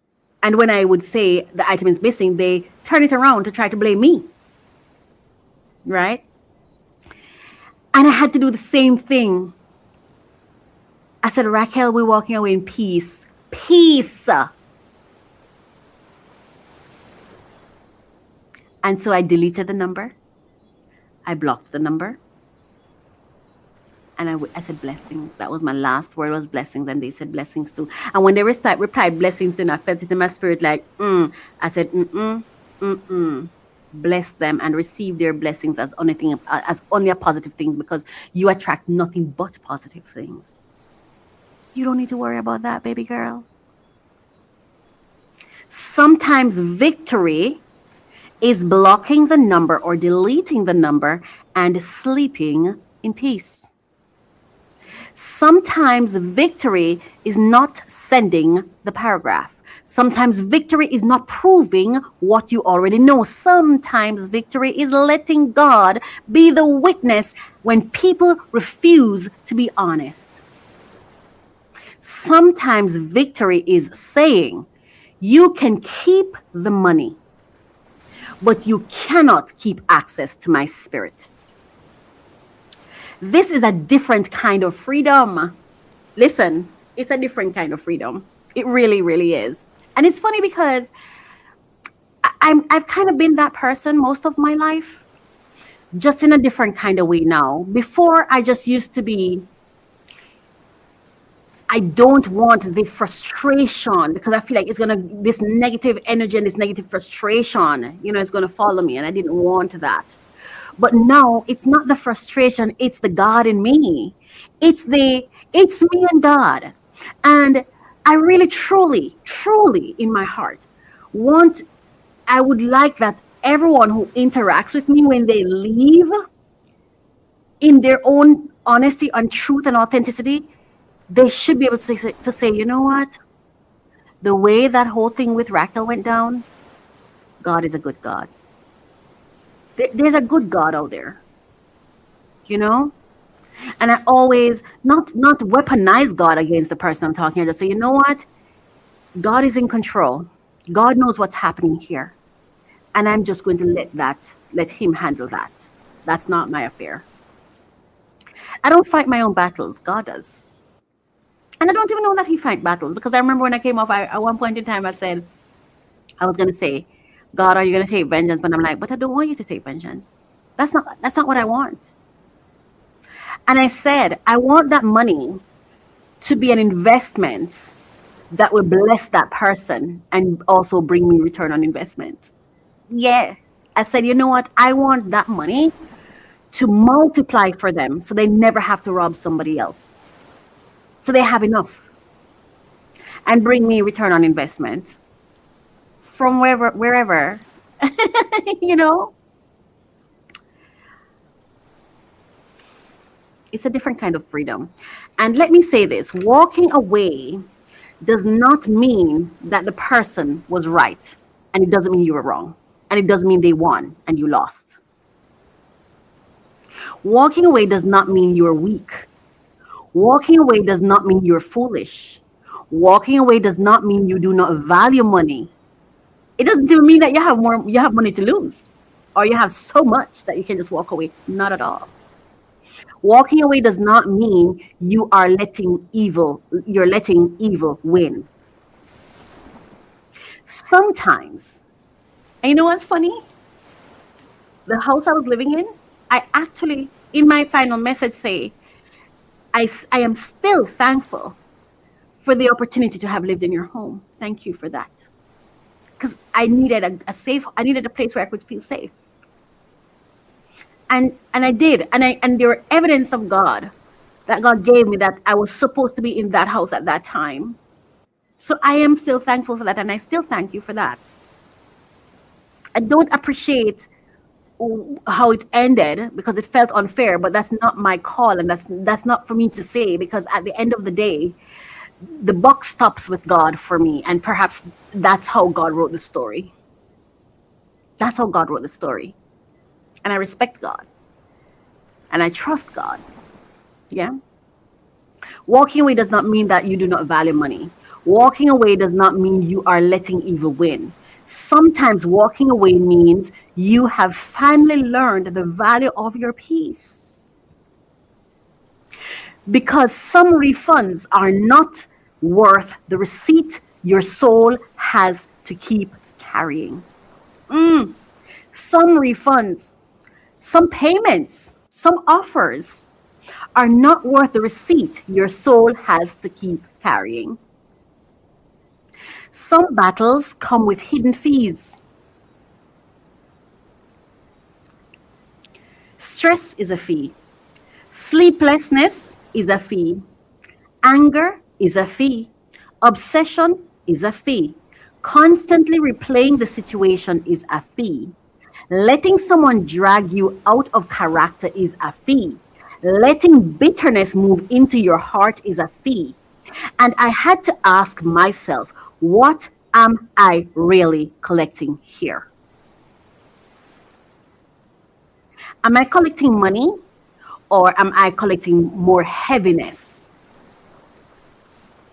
One of the things I was so proud of with myself is the moment I spot the evil really quickly and I was willing to walk away, which tells me that the work I've been doing on myself is working, because I've been reconditioning myself. When it comes to God, obey right away. Don't delay. When it comes to something you're not supposed to do right away, don't take, because before I used to take a lot of time, miss hits and misses before I realized you're not supposed to do this. But the fact that I was able to spot it so quickly, I saw it. I'm like, I don't interact with evil. I'm out. The moment evil entered the room, I was out. I'm very proud of myself for that. I'm not saying everyone should walk away from everything. Please do not mishear me or misunderstand. Yes, some things need to be challenged. Some things need to be reported. Some things need to be documented. Some things need legal and practical action. And I feel that by copying the relevant authorities on that email, I at the very least I have reported it. And even when I spoke with them, when they were telling me about lawsuits and whatever, I said that's not necessarily what I wanted. What I really wanted was for you to intervene and speak and then inform us of what the real process is supposed to be. There was a moment for education and accountability, and that's all I wanted, right? But I realized that that was not going to happen either. There was a whole other thing, but I'm just going to leave that where it's at as well, right? So I'm not saying that you should walk away at all times. Some things need legal and practical action. Some things need to be reported. But I am saying we need discernment. We need to know when to stand and when to step back, when to speak and when to be silent, when to fight and when to flee, when to document and when to delete, when to pursue and when to release. Because every battle is not your assignment. And this is something that I'm telling you, in this I realized, like, I'm not going into any fight with evil. And I saw evil. I saw it. Evil. I'm not playing any games with evil. That's not my battle. Not my battle. Right? And every person who owes you is not worth your access. That is the thread connecting all three stories for me this week. Kiki Palmer reminded me that survival can become a trap when we do not realize the season has changed. The RHOA chatter reminded me that emotional chaos can become addictive when content trains us when content trains us to crave conflict. And the tenant deposit story reminded me that even when we are owed something, we still have to ask, what is this going to cost my peace? So this week's allegedly reflection is simple. Are you addicted to survival? Are you hooked on chaos? Or are you finally ready to choose peace? Because peace is not always passive. Sometimes peace is powerful. Sometimes peace is holy. Sometimes peace is strategic. Sometimes peace is the loudest thing you can do without saying a word. And sometimes peace is the refund. Sometimes. And when it is, it will flow. It will flow. So as we close this allegedly segment, I want to leave you with this. Refresh, Relax, Renew is not just a podcast title. It is a lifestyle decision. Refreshing means telling the truth about what survival taught me, or you. Relaxing means refusing to let chaos entertain you into emotional exhaustion. Renewing means walking away when God says your peace is the profit. Allegedly, everybody wants to win. But maybe this week, winning looks like healing. Maybe winning looks like turning the show off. So let me say this right. I released 2 albums and a couple of singles this month. Totally unexpected. Did not plan it. Did not know I was going to do it. But because that was how I processed what happened with the whole rental refund thing. I realized it was bothering me. So I'm like, okay, Racquel, we have to find a way to process this and to heal. Yeah. And so I started making music, producing soundtrack for life's adventures. And that's how my songs came about. And it's been so healing. That was what I was processing. I couldn't talk about it.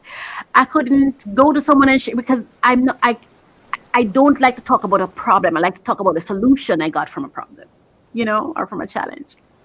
So it was difficult for me. And even when I was talking to myself, like, you need to talk to someone, Racquel. You need to talk to someone. I just couldn't talk, because I feel like if there was somebody I wanted, this is it for me, for real. It's a husband I'd want for my best friend. And that's the person I'd like to share things with. And because I don't have that, I just rather not say anything, I don't want to pin problems to people's minds. So that's how I ended up. And I published 2 albums, right? Yeah, 2 albums and a couple singles.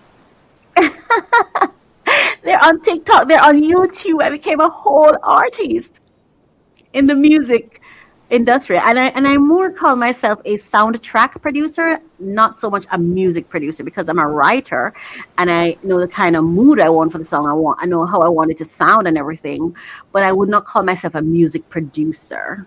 Soundtrack producer. Now that is what I am, because I'm an ASMR artist, right? And music for me is ASMR, right? So maybe winning looks like turning off the show. Maybe winning looks like not taking the bait. Maybe winning looks like releasing the deposit. Maybe winning looks like saying, I survived the season, but I do not have to live there anymore. And what I'm talking, when I say to you, I produce the music as a result of this, that music is going to generate an income in perpetuity, right? So that experience became the motivation and the inspiration for me to create a product that I will earn from. I'm going to earn more than $800. I promise you that through my music. So it's not a loss. There are many ways to process the pain, not just one way. You don't have to choose the way of chaos and disrupt your life. Yeah. And that is the word for this week. Do not let survival become your prison. Do not let chaos become your entertainment. Do not let money become the leash that keeps you tied to evil. Yeah? Choose peace. Even if they misunderstand it, even if they call it weakness, even if they think they got away with something. God saw, God knows, and God can restore what peace required you to release. And this has been allegedly for today. We're now going to go on to our next segment, which is Unbox Solutions with me. I know the show is already at the 2-hour mark, but I have to go. I have to do the other segment. So we're going to do the other segments by the book, okay? I'm not going to stray. I'm going to be by the book. But you know what? It was worth it. All worth it for me. And again, I say you can skip through. You don't have to watch the entire thing, or you can just choose not to watch this episode at all as well. I still appreciate you and I value you. But I do think that if you choose to watch it, you'll be inspired a time or two. Yeah. Okay, let's go to. God is so amazing. God is truly amazing. Welcome to Unboxing Solutions, where we unwrap more than packages, we unwrap possibility. Every tool you see is chosen with care, purpose, and real-life use in mind. If what you create deserves to be opened, explored, and put to work, this is that space.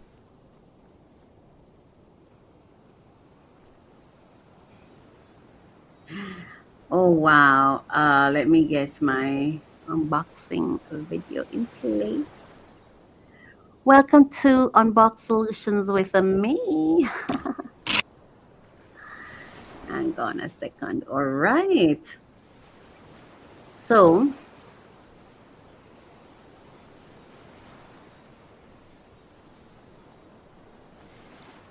is that correct? Let's play this again.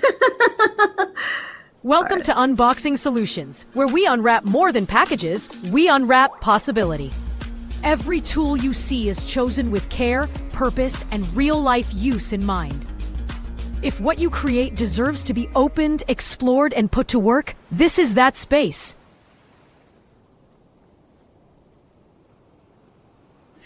Oh, yeah. Unbox Solutions with me. Oh, my goodness. Hang on here. I want to put it up. Okay. Unbox Solutions with me. So anyway. Now let's get into today's episode. In Unbox Solutions with me, we're talking about Amazon fines and consumer warnings. Consumer warnings, yes, shop smart, not stressed, because every package has a lesson and every buy now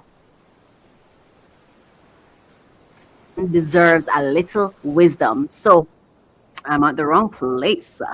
Wrong place. Forgive me, forgive me.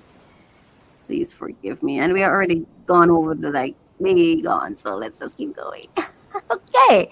So the topic for today's show is Amazon fines and consumer warnings. Shop smart, not stressed. Welcome back to Unbox Solutions with me, where we do not just open packages, we open solutions, receipts, wisdom, and sometimes a warning label or two. Today's topic, like I said, is Amazon fines and consumer warnings. Shop smart, not stressed. Right. Just checking something. All right. Yeah. Because let's be honest, online shopping has become part of everyday life. So I'm going to start sharing this.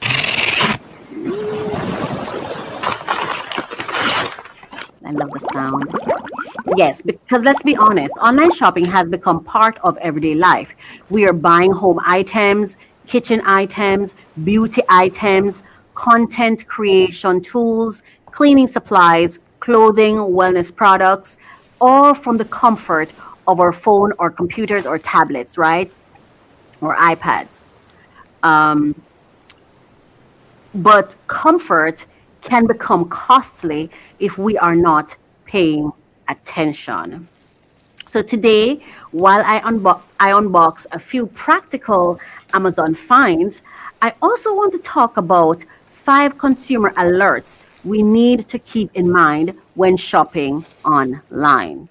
Because a deal is because a deal is only a deal if it arrives, works, fits, lasts, and does not stress your spirit. So let's get into it. Today I have a few everyday items that may not look glamorous at first glance, but they all serve a purpose. And around here, we love a product with purpose. Okay. So first, I have a pack of plus size cotton underwear, and we're going. All right, let's begin. So those are the items that I'm pulling. Okay, so there we go. We just pulled out. This is the plus size underwear. Yes, and I'm going to be opening it so you can see it.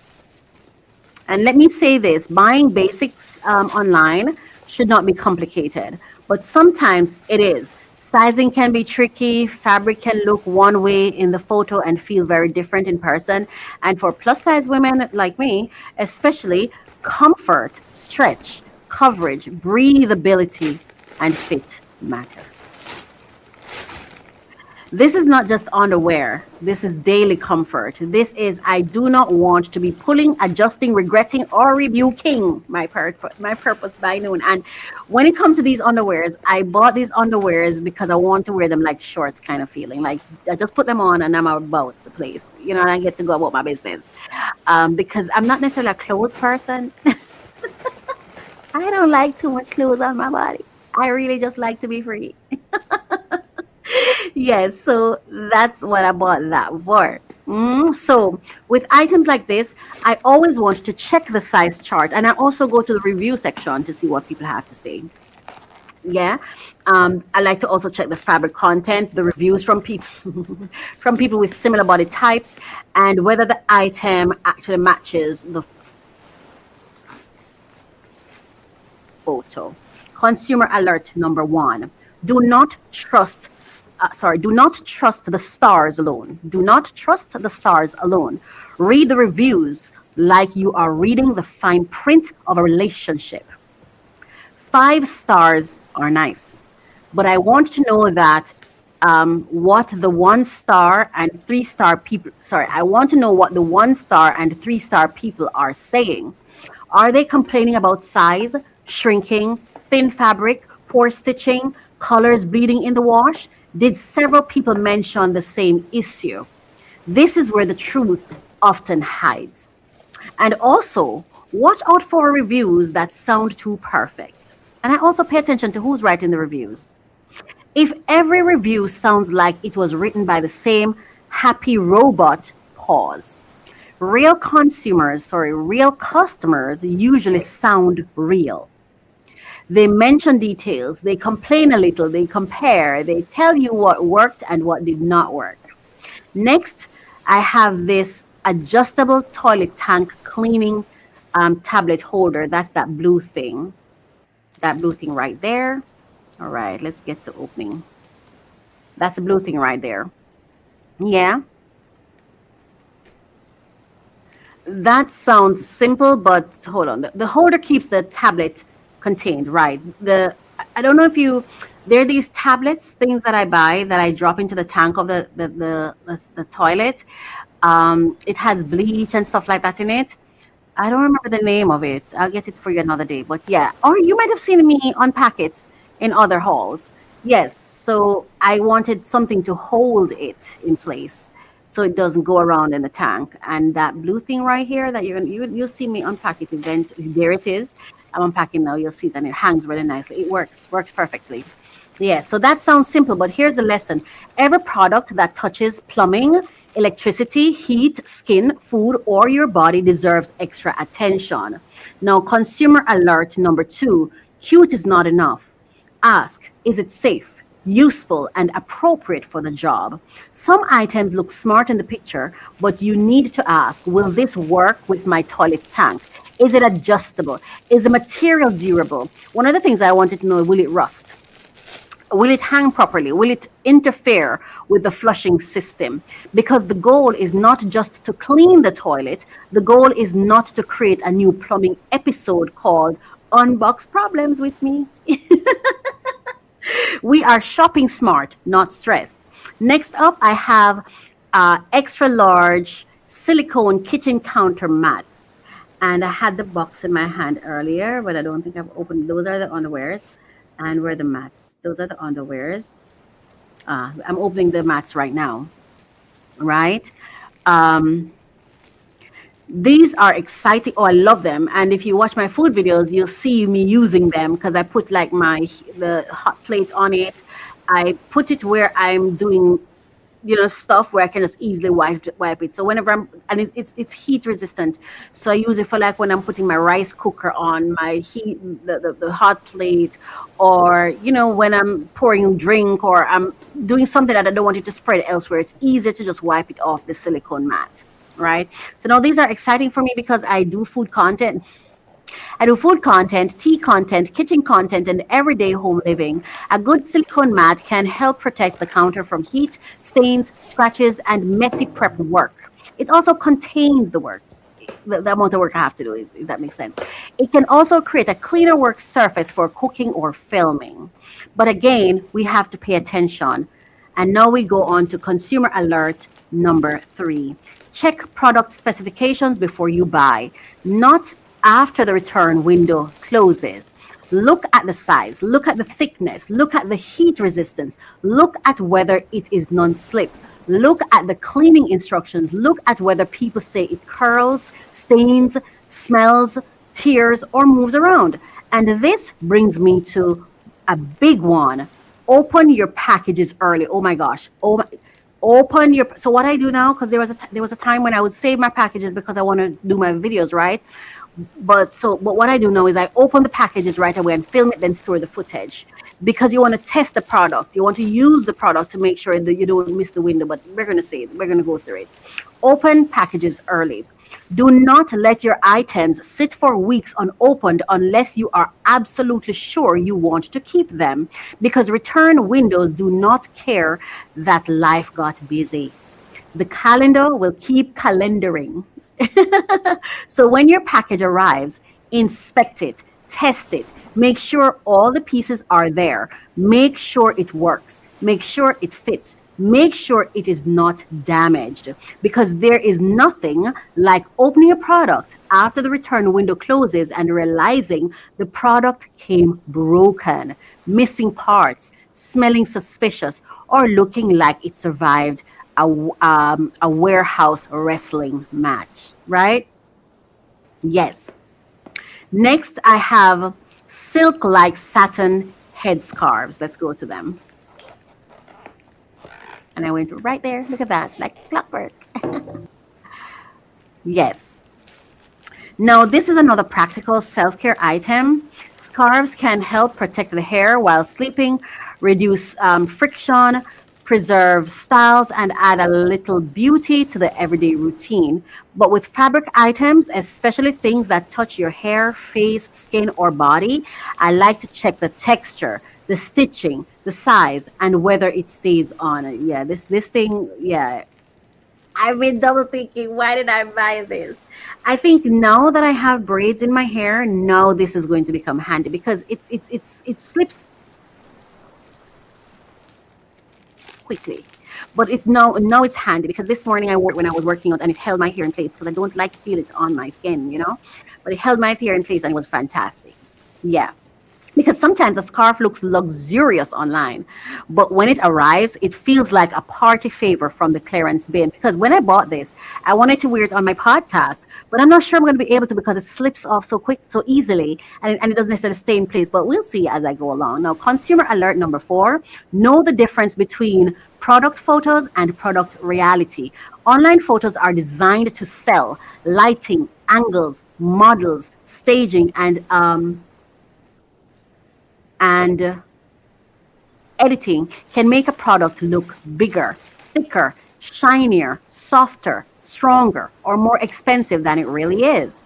That does not mean the seller is always being dishonest, but it does mean we need to shop with wisdom. Look for customer photos, look for videos, look for reviews that mention real life use. For scarves, I want to know this. Is it actually soft? Is it large enough? Does it slip off? Does the edge fray? Does the color bleed? Does it help with with sleep styling? Or does it end up across the room by 3 a.m. living its own life? And finally, I have buffet risers and display stands. Let me show you those. Here we go. That's these, right? Now, these are giving content creator, yeah, and that's the reason I bought them for my food channel. These are giving tea bar. These are giving dessert table. These are giving, I have 3 cupcakes, but I am going to make them look like an event. And that matters because presentation matters. Whether you are creating content, hosting guests, filming recipes, setting up a tea table, or displaying products, risers can help create height, layers, and visual interest. But consumer alert number 5: check stability, weight capacity, and purpose before trusting a product with your presentation. If I am placing food, glass, desserts,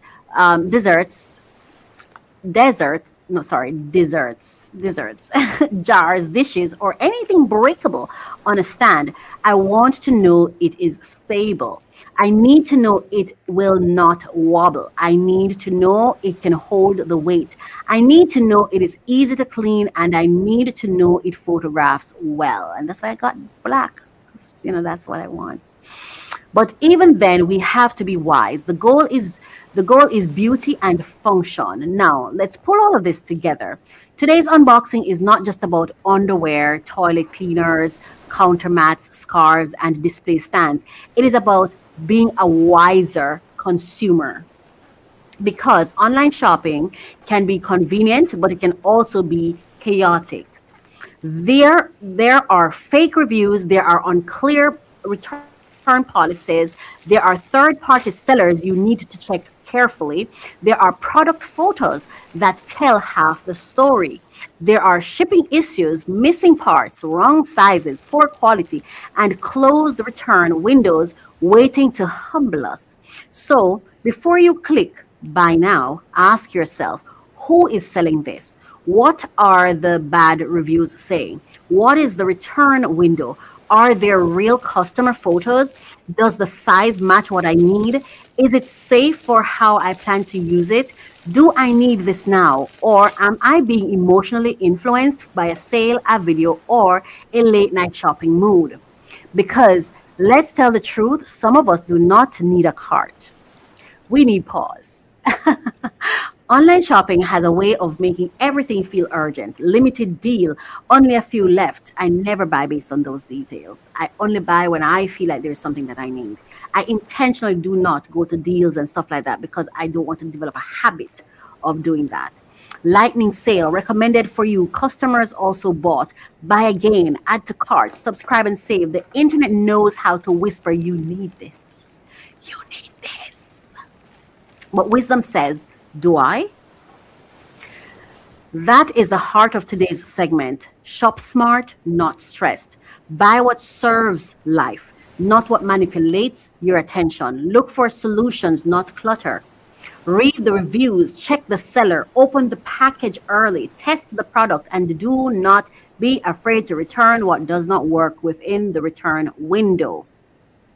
And please do not let shame enter the chat. If you bought something and it did not work, that is information. If the quality was poor, that is information. If the size was wrong, that is information. If the product looked better online than in person, that is information. We learn, we adjust, and we shop wiser next time. So today's unboxing solutions with me reminder is this. Every package has a lesson. Some packages bring convenience. Some packages bring comfort. Some packages bring beauty. Some packages bring organization. Some packages bring a solution you did not know you needed. And some packages bring a consumer warning with free shipping. Either way, we are paying attention. Because around here, we're not just refreshing our homes, we are relaxing our minds, we are renewing our habits, and we are learning how to shop with wisdom, not pressure. So this has been Unbox Solutions with me. And the reminder, shop smart, not stressed, read the reviews, check the return window, protect your peace, and do not let a cute product photo run your household. Thank you so much for watching. This has been Unbox Solutions with me. I'm Coach Racquel. Let's go to our next segment.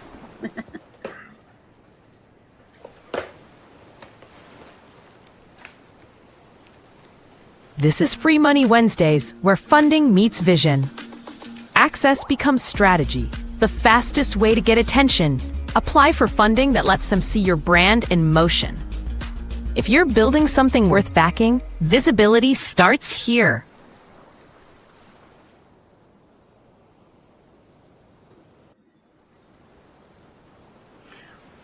All right. Okay. All right. It's Free Money Wednesdays. Oh, yes. It's time for Free Money Wednesdays. So today's title, hang on. Okay. The title for today's Free Money Wednesday segment is No Grant Writer, No Problem. Build the habit. Use the tool. Do the work. Welcome back to Free Money Wednesdays, where we do not just talk about grants, funding, resources, and opportunities. We talk about the mindset, the systems, and habits required to actually pursue them. Yes? And today, I want to talk directly to NGOs, nonprofits, ministries, community organizations, grassroots leaders, and everyday people who keep saying, I need funding, but I do not have a grant writer. Well, today's word is no grant writer, no problem. But let me ask you something. Are you willing to apply yourself? Are you willing to learn? Are you willing to read the instructions? Are you willing to gather the documents? Are you willing to build the budget? Are you willing to tell the truth about the need in your community? Are you willing to keep going if the first answer is no? Are you motivated enough to give it your all? And for my faith-based leaders, let me ask it this way. Is your faith strong enough to do the work that matches the prayer. Because sometimes we pray for provision, but we do not prepare for the opportunity. Sometimes we ask God to open doors, but we have not organized the documents needed to walk through them. Sometimes we say, Lord, send help. And God sends a grant opportunity, but the deadlines passes because we are not ready. We were not ready. So today is not just encouragement. Today is a practical call to action. And I think sometimes some of us are addicted to low-hanging fruits, even though they're not long-lasting and they only plug. They're not sustainable and they're short-term. Those are just my thoughts, right? So today is not just encouragement. Today is a practical call to action. If you do not have a grant writer, you can still start. You can still learn. You can still prepare. You can still build a grant readiness system. I'm going to say this. It's so funny that I'm having this conversation now because I met somebody recently and and the person is interested in working with me. And I've been saying, I mean, of course, I'm not going to try to predetermine where they fit because I want to move in the way and let things fall into place. But as I'm doing this, I'm like, oh my gosh, I forgot. This was something that I actually wanted to have someone in to study, to master, and to train them to do. But I hadn't thought about it when I was talking to the person. Now it just hits me, Anyway. If you do not have a grant writer, you can still start. You can learn, prepare. You can still build a grant readiness system. And that's something that I want to build in my own ecosystem that I'm building right now. Grant writing is not magic. It is structure. It is not just beautiful words. It is clarity, evidence, alignment, budget, timing, documentation, and follow through. And I will also say this, it is professionalism. It's leadership. And sometimes that's what we're really not ready for. It's accountability. Yeah. So let's talk practical solutions. The first thing every NGO needs is a grant readiness folder, baseline. This is one folder, digital or physical, where you keep the basic documents and information you will need again and again. Your mission statement, your organization history, your registration documents, your leadership or board information, your program descriptions. The voice in my head, God is literally talking to me while I'm reading. I'm like, oh God, let me finish, please. Yeah. I never knew I would be this girl that says God talks to me, but he does. Your leadership or board information, your program descriptions, your photos, your testimonials, your community impact stories, your budget template, your basic financial information, your past project evidence, your list of partners, your monitoring and evaluation notes. Because when a grant opens, you should not be running around asking, where is the logo? Where is the registration paper? Who has the budget? What did we do last year? Where are the photos? No. Build the house before the rain. Build the house before the rain. The second thing you need is a one-page project summary. Before you try to write a full grant proposal, answer these questions simply. What problem are we solving? Who are we serving? What will we do? Where will it happen? How much money do we need? What will change because of this project? How will we measure success? Why are the right organization? Why are we the right organization to do the work? That one page becomes the seed for your grant application. The third thing you need is a basic budget. Basic budget. A lot of people get scared when they hear the word budget, but a budget is just the financial story of the project, right? What do you need? How much does it cost? Why does it matter? Is it reasonable? Can you explain it? Do not wait until the application is due to start guessing numbers. Start building simple project budgets now. And I always say this, just start writing down the costs you already pay for things. Just record them. If you're keeping your records, you have references, right? You have numbers you can reference to have an idea of what different projects may require budget wise, right? The fourth thing you need is a grant calendar. And we help you with this because every month, on the first of every month, on mycoachministry.com/blog, we post blogs that are available for that month. And for those who are our members, you can tap in because we make available to you a grant listing for the entire year. And then we post deadlines per the ones that have the deadlines in each month. So, for example, you go to June, you have the grants with expiration dates in June. So that's how we support you. Yeah. So you have free, and then you have the paid membership access.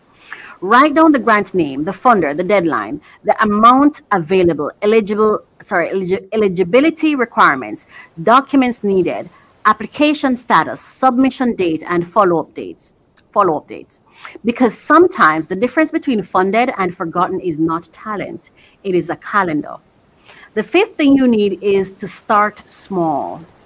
Every NGO does not need to begin with the biggest international grant or the most complicated government application. Start with community grants, small foundation grants, local business sponsorships, church support, diaspora support, corporate social responsibility programs, and smaller communities that help you practice.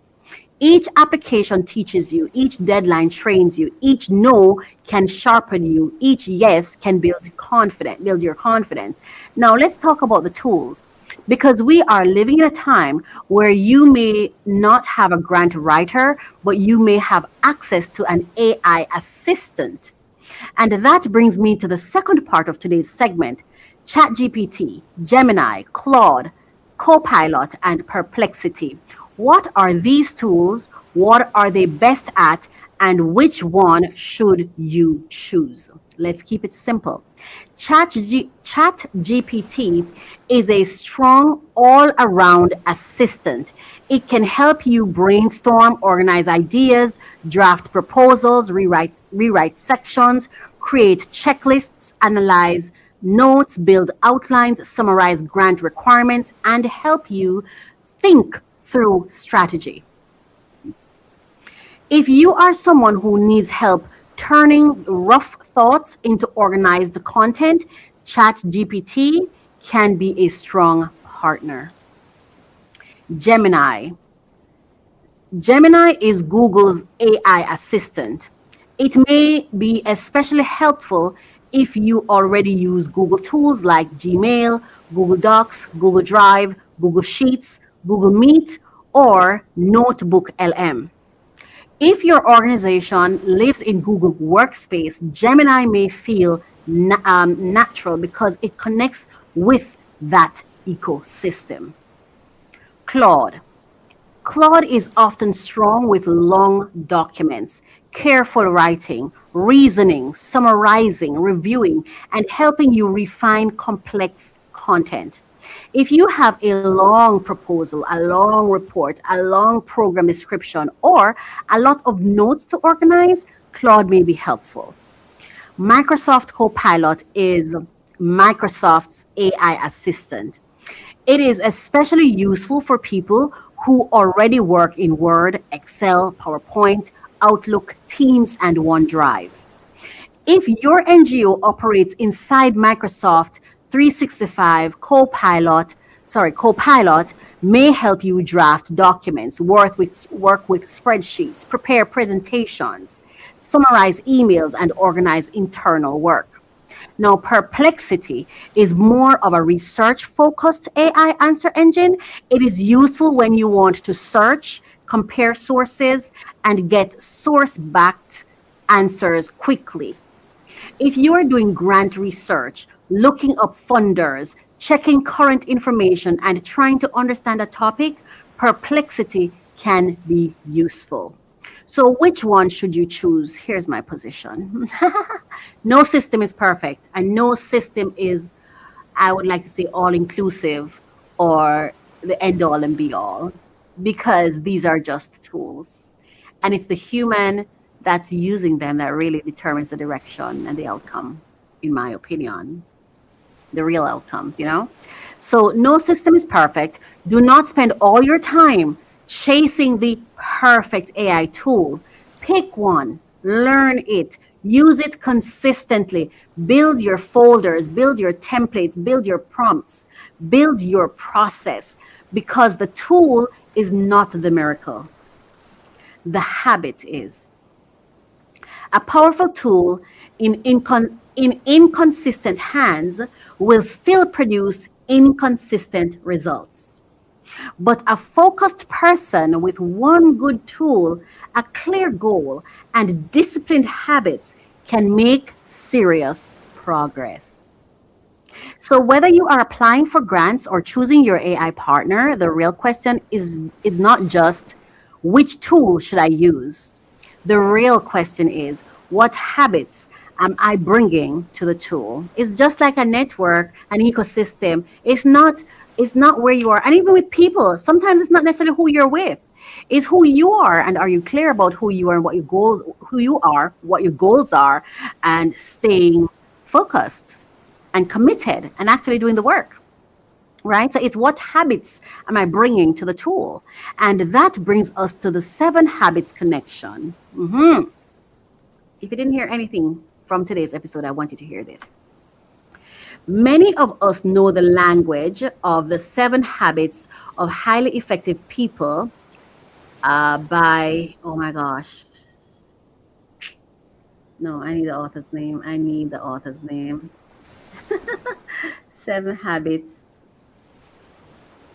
Yeah, okay. So this is inspired by the book, The 7 Habits of Highly Effective People, the book by Stephen Covey. I want to credit him. Yeah. So many of us know the language. We've heard it somewhere. Yeah. The 7 habits of highly effective people. And I want to borrow that framework today as a mirror for grant readiness and AI readiness. Yes. So let's go. Habit 1, be proactive. Do not wait until the grant is announced to start preparing. Do not wait until the deadline is close to gather your documents. Do not wait until you are desperate to learn how to use AI. Start now. Create the folder now. Write the project summary now. Learn the tool now. Practice before pressure. Habit number 2, begin with the end in mind. This is probably, for me, this is my biggest takeaway from this book. Having the end in mind for whatever I desire. Yeah. Before applying for a grant, know what success looks like. What are you trying to accomplish? How many people will be served? What will change in the community? What is the final outcome? What is the final outcome? If you do not know where you're going, the proposal will wander. Your team will wander when you wander, right? And AI cannot fix a vision. AI cannot fix a confused vision. It can only help organize what you are clear enough to explain. Habit number 3, put first things first. Put first things first. This is where many organizations struggle. We want funding, but we do not want paperwork. And let me be clear, when I talk about grant funding, I'm talking about selling a pen to a customer. That is funding. All right? We want grants. We want income. We want to make money, but we do not want budget. We don't want paperwork. We want support, but we do not want reporting and leadership. And questions and to give clarity. We want opportunities, but we do not want deadlines. Put first things first. Eligibility first. Guidelines first. Documents first. Budget first. Impact first. Submission instructions first. The boring work is often the blessed work. Habit number 4, think win-win. A grant is not begging. A grant is partnership. You're not just saying, please give us money. You're saying, here is a community need. Here is our solution. Here is how your funding can help create measurable impact. The funder has a mission. Your organization has a mission. The goal is alignment. That is win-win. Habit number 5, seek first to understand. Read the grant guidelines before you write. Read them again. Then read them one more time with a higher and a humble spirit. Do not force your project into a grant that does not fit. Understand the funder. And I always say this, you need to be invested where you want it to be invested in. Some of us want to receive from people we don't care about. We're not interested in getting to know. Then you're heading to the lose-lose line. Right? Why should you be taking from people you have no interest in investing back into? That sounds like stealing or robbery to me. Narcissism comes to mind. That's not godly. Yeah? Understand the funder. Understand eligibility. Understand the required documents. Understand scoring criteria. Understand the deadline. Then write. Me personally, I want to be interested where I'm going to be investing my time and then aligning myself. I want to care. I want them to see return on investment because I'm always thinking sustainability. Yes. Because many applications are not rejected because the organization is bad. They are rejected because the organization did not follow instructions. And you know what? Not following instructions tell the people, communicate to me, you're not interested in me, you just want what I've had. You just want what I have. You're just interested in what I have. You're not interested in me. Like sometimes I'll hear people say, well, when your website is, or, program, or so and so. You're just not what you keep telling me is that you're not interested in what I have, because if you're interested, then you do your due diligence to learn it. But what you are interested in is the outcome. That's not fair. So what do I get out of it? That's I think that is to misuse something. Right? That's just how I feel about it. Habit 6, synergize. Grant writing should not fall. I asked the other day on one of my podcasts, are you invested where you're investing? And I know I'm going to ask, are you investing where you're invested? Synergize. Grant writing should not fall on one tired person carrying the whole organization on their back. Bring in the team. The program person knows the work. The finance person knows the numbers. The community person knows the stories. The leader knows the vision. The admin person knows the documents. The volunteer may know the photos. The people you serve know the impact. Bring the pieces together. There's some people who don't want to take time to get to know who they're working with. And I'm not even talking person to person. Even just the AI person you work with. Me, with all these AI, I want to know who. It's like I have a relationship with my AI. I don't just go in and say, give me that. No, even something. I was laughing to myself the other day because I was using ChatGPT and I responded to something and it gave me something and I did not say thank you. So I heard myself to myself, or the voice in my head was like, you should say thanks. So I said to myself, but it's not a person, it's a system. And I said to myself, yeah, but you're developing a habit in how you interact, whether it's a system or it's a person. So whatever you practice regularly, that's who you become. So, and I remember I shared a post on, I think it was on Facebook, when I said, how do you treat your AI partner? Okay. AI made me appreciate human beings.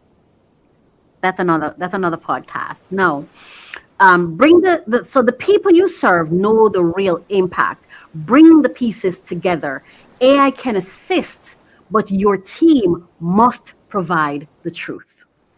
And the final habit, sharpen the saw. Oh my goodness. Sharpen the saw.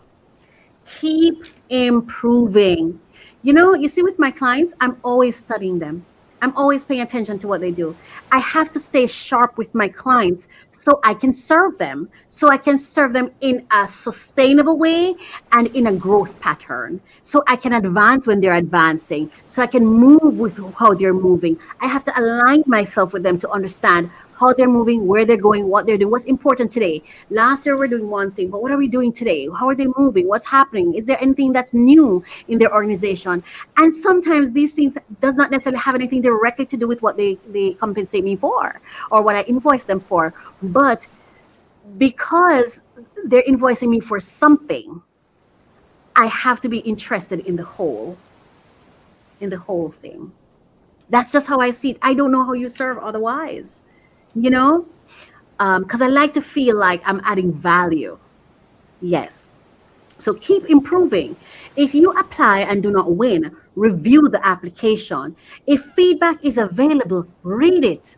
Save your answers, update templates, improve your budget, strengthen your data, train your team, learn better prompts, use AI wisely. I even have to study AI. Study what kind of prompts I want to use for what, how I want to use it. For example, right, when I was producing my music, there was a particular way I want the person to even sound. And I had to go do the research on the program that I was using and everything to understand how it works and how to leverage it for me in my best interest, the way I want it to sound, right? Yeah. And I wanted it to I wanted the voice to be inspired by my own voice. Since I don't have the voice. I could have the voice that's the prototype. Yes. Anyway, so learn the space that you're in, and don't just learn it just to get a one up or to get something. Learn it because you really want to learn it, because you're invested, so you can really get the best benefit, the best outcome. Apply yourself. Yes. Anyway, strengthen your data, train your team, learn better prompts, use AI wisely. Do not start from zero every time. Every application should make the next one stronger. Should make the next one stronger. So here is the Free Money Wednesdays word for today. No grant writer, no problem. But no preparation, that is a problem. No grant writer, no problem. Lack of preparation, big problem, right? Or challenge.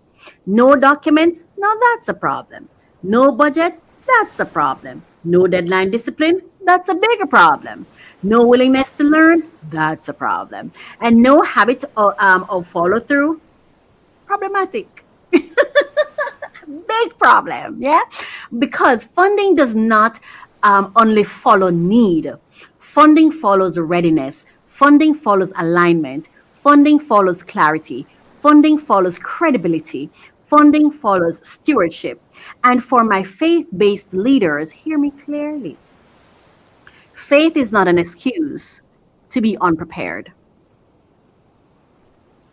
Faith should make us more diligent, more professional, better leaders, better team builders. Faith should make us more disciplined. Faith should make us better stewards of the opportunities we are praying for. So choose your AI partner. ChatGPT, Gemini, Claude, Copilot, Perplexity. Choose one and learn it well. Build your grant folder. Write your one-page project summary. Create your budget template. Start your grant calendar. Read the instructions. Read the instructions. Study those whom you wish to align yourself with consistently and continuously. Apply, track, improve, apply again, because the goal is not perfection. The goal is progress with discipline. And remember this, great tools can help you reach your targets, but habits determine whether you stay on course. This has been Free Money Wednesdays. No grant writer, no problem. Build the habit, use the tool, do the work, and give your mission a real chance to be funded. Sometimes I have to ask myself, why are you doing this, Racquel? Is it that you just need relevance, or are you or are you really passionate about this thing? What are you really passionate about? Because sometimes what we're really passionate about is not what we're really doing. So we have to become clear on what we're doing and why we're doing it and who we're really doing it for. And you should be a part of the beneficiary. You should be among your beneficiaries. It's not just for others, but there should be something you get out of it as well. And that brings us to the close of, hold on, hold your horses, girl. Oh my goodness. Thank you guys so much for staying here with me, being here with me. It is my hope that this has blessed you, or that it will bless you. Yes. And it's such a pleasure for me to serve you in this way, because I love to support. I love being a support system, you know. I love to help people get the support I didn't have. Anyway, that brings us to the close of another episode of Refresh, Relax, Renew. Today we talked about shopping smarter, applying for grants with courage and structure, using AI tools wisely, building habits that support the dream, and protecting our peace when conflict tries to pull us in places God already told us to leave. Okay. And before I go, I want to remind you what this is all connected to. My coach ministry is not just a website. Do I have it? Do I have it? Do I have it? I want to share it with you as I'm speaking about it, because this is my ecosystem that I'm building, the Calm Collective space that I make available. And I don't recruit people. I just share the information. And if you find it useful, then wonderful. Then wonderful, wonderful. Yes, but I just want to share it. All right. Uh-huh. Yeah, that's right. So I just want you to see it. All right. Okay, so mycoachministry.com that you're looking at right now is not just a website. It is an ecosystem. It is built for entrepreneurs, creators, community leaders, ministry leaders, and everyday people who are interested in ownership.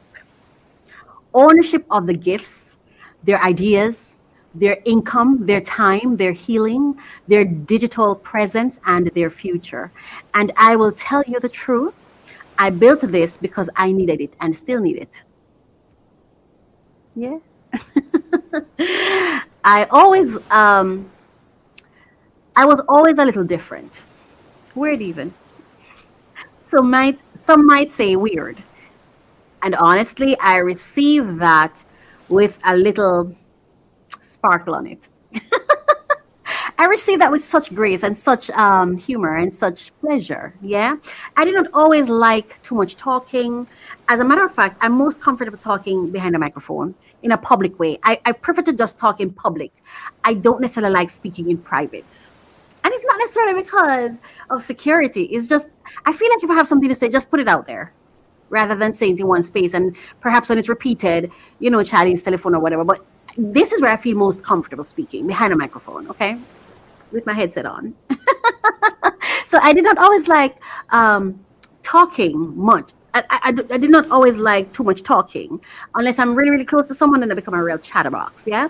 I did not always want to be in everybody's room. I did not always know where to go for support that understood how my mind worked, how my spirit moved, and how my ideas keep multiplying. But I still needed support. I needed structure. I needed tools. I needed guidance. I needed a place where ideas where ideas could become systems, and systems could become income, impact, and legacy. So I started building the kind of system, the kind of support system I need. And I started building the kind of support system I need and the kind I still need. and I needed a specific type of system because I wanted to live. I'm in the process, like I spoke earlier when I was in allegedly, where I'm in the process now of getting out of matriculating from survival mode, and so I want to get to lazy mode. I want to get to passive income mode. I want to get into um, living well mode, peace mode, right? But I still need to earn, and I still need to do what I'm passionate about, and I still need to have purpose, divine purpose, and I still need to work, right? So I wanted to build a system that was kind to me and that I didn't have to feel like an employee there, because I don't ascribe to the employee mindset at all. So I started to build it for myself. And then I build it and I make it available to those who are like-minded. If they see it useful to them, then they can join. I don't promote it. I don't invite people to join me. No, I will share it with you as information to say, oh, well, based on a conversation you have with me, here you go. I'm just sharing it with you. If you find it useful, great. If not, fantastic. Move on. Yes. Yes. And now I am extending it to you. I'm just sharing it with you as information. Yes. Some of it is free. Some of it is available through membership levels. Some of it is built through network partnerships. Some of it is being developed through the 8 circles framework that God gave me, which helps us look at ownership, income, service, support, digital products, content assets, partnerships, and community in a more organized way. This is not for hype.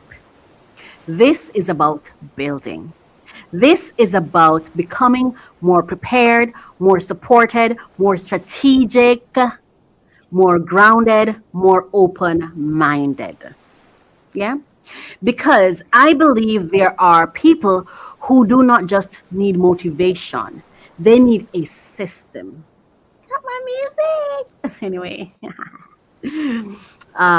Yes, they need a system. They need a starting point. They need resources. They need a place to grow without feeling like they have to perform, pretend, or have everything figured out.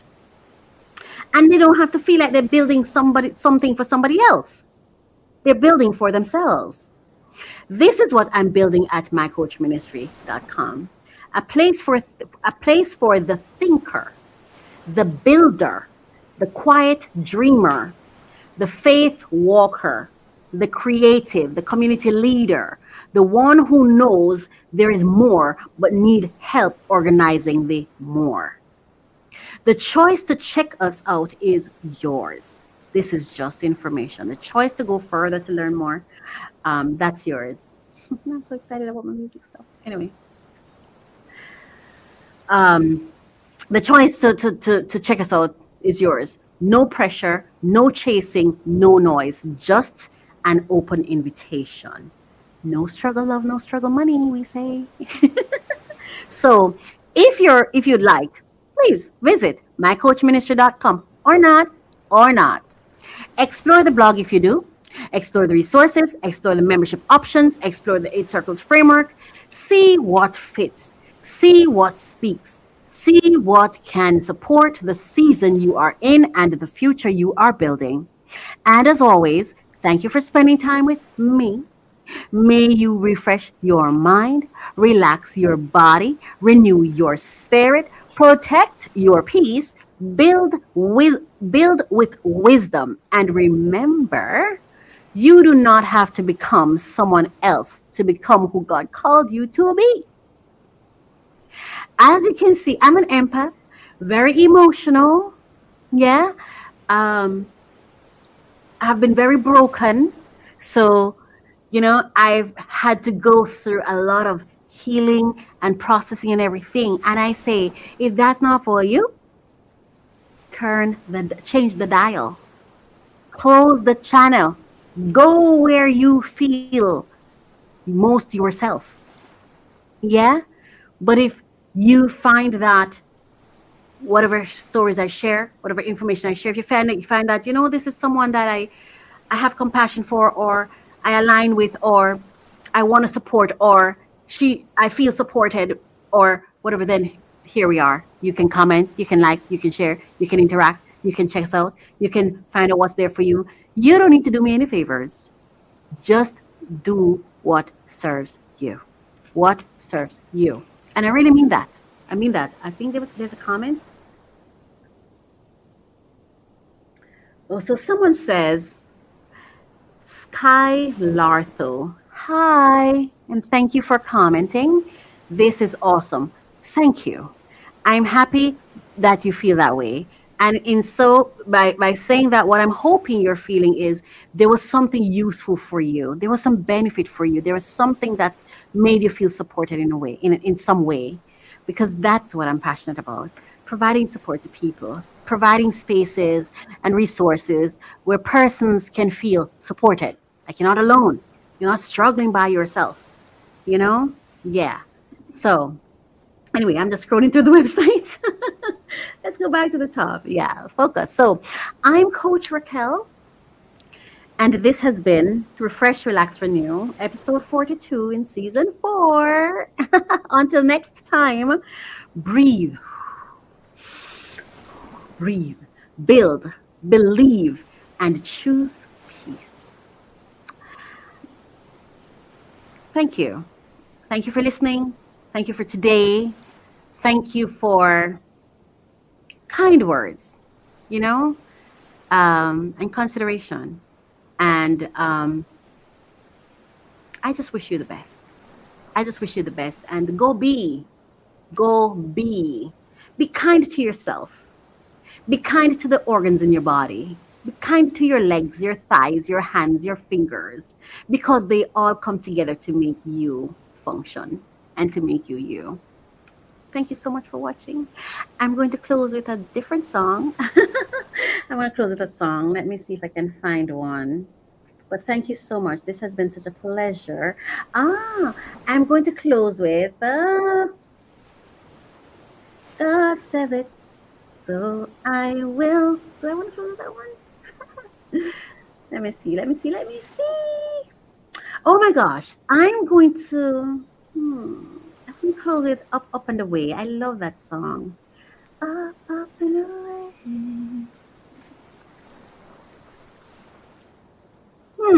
You know what? I know which song to close with. This song, I'm going to close with this song based on the song that I opened with. Since I opened with, I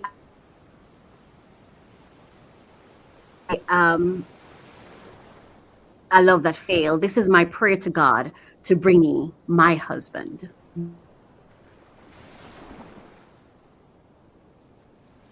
The correct one, the one he intended for a misunderstanding.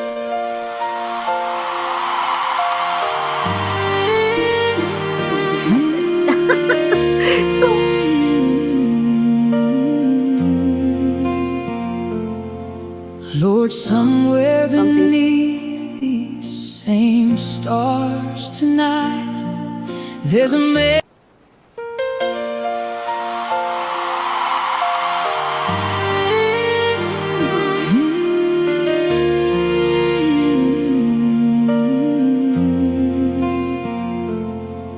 Lord, somewhere beneath these same stars tonight, there's a man you're shaping by your hand, teaching him courage, teaching him grace, preparing him for all you've planned. A warrior with a gentle heart, a man who walks in truth each day, a lover of you before all else, following your righteous way. While you're working on his journey, keep working on me too. Make us ready for the blessing only you can bring us through. Lord, send me a husband, a partner and a friend, a man who'll choose me every morning,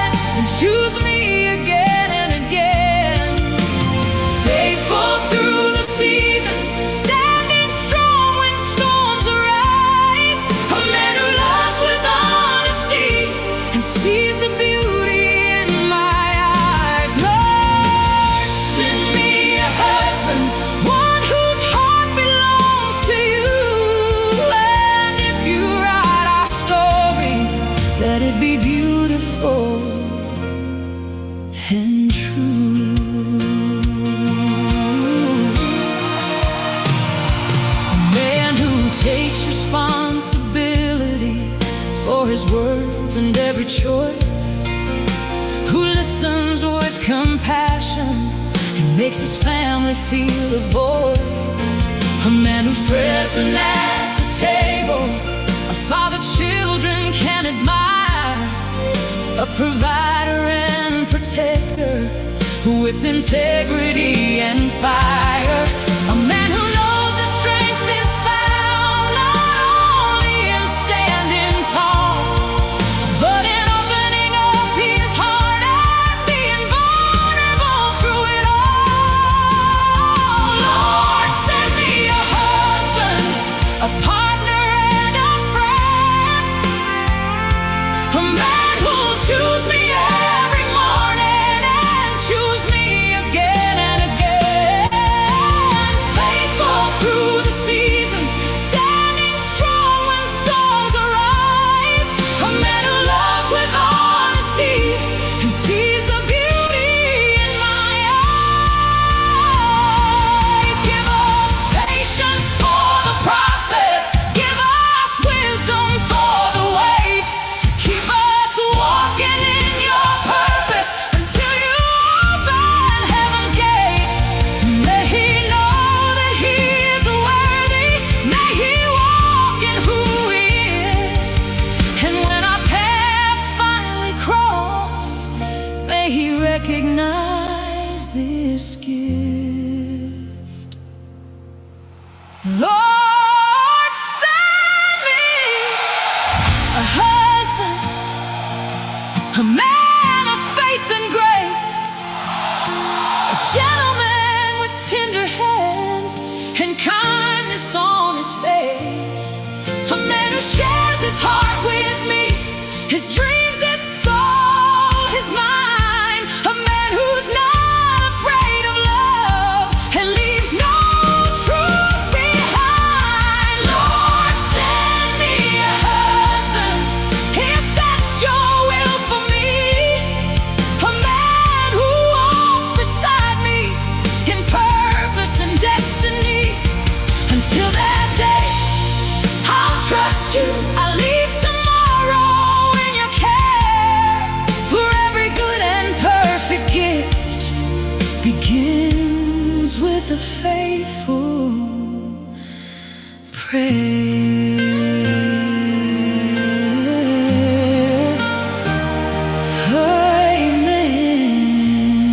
Amen. Welcome to mycoachministry.com.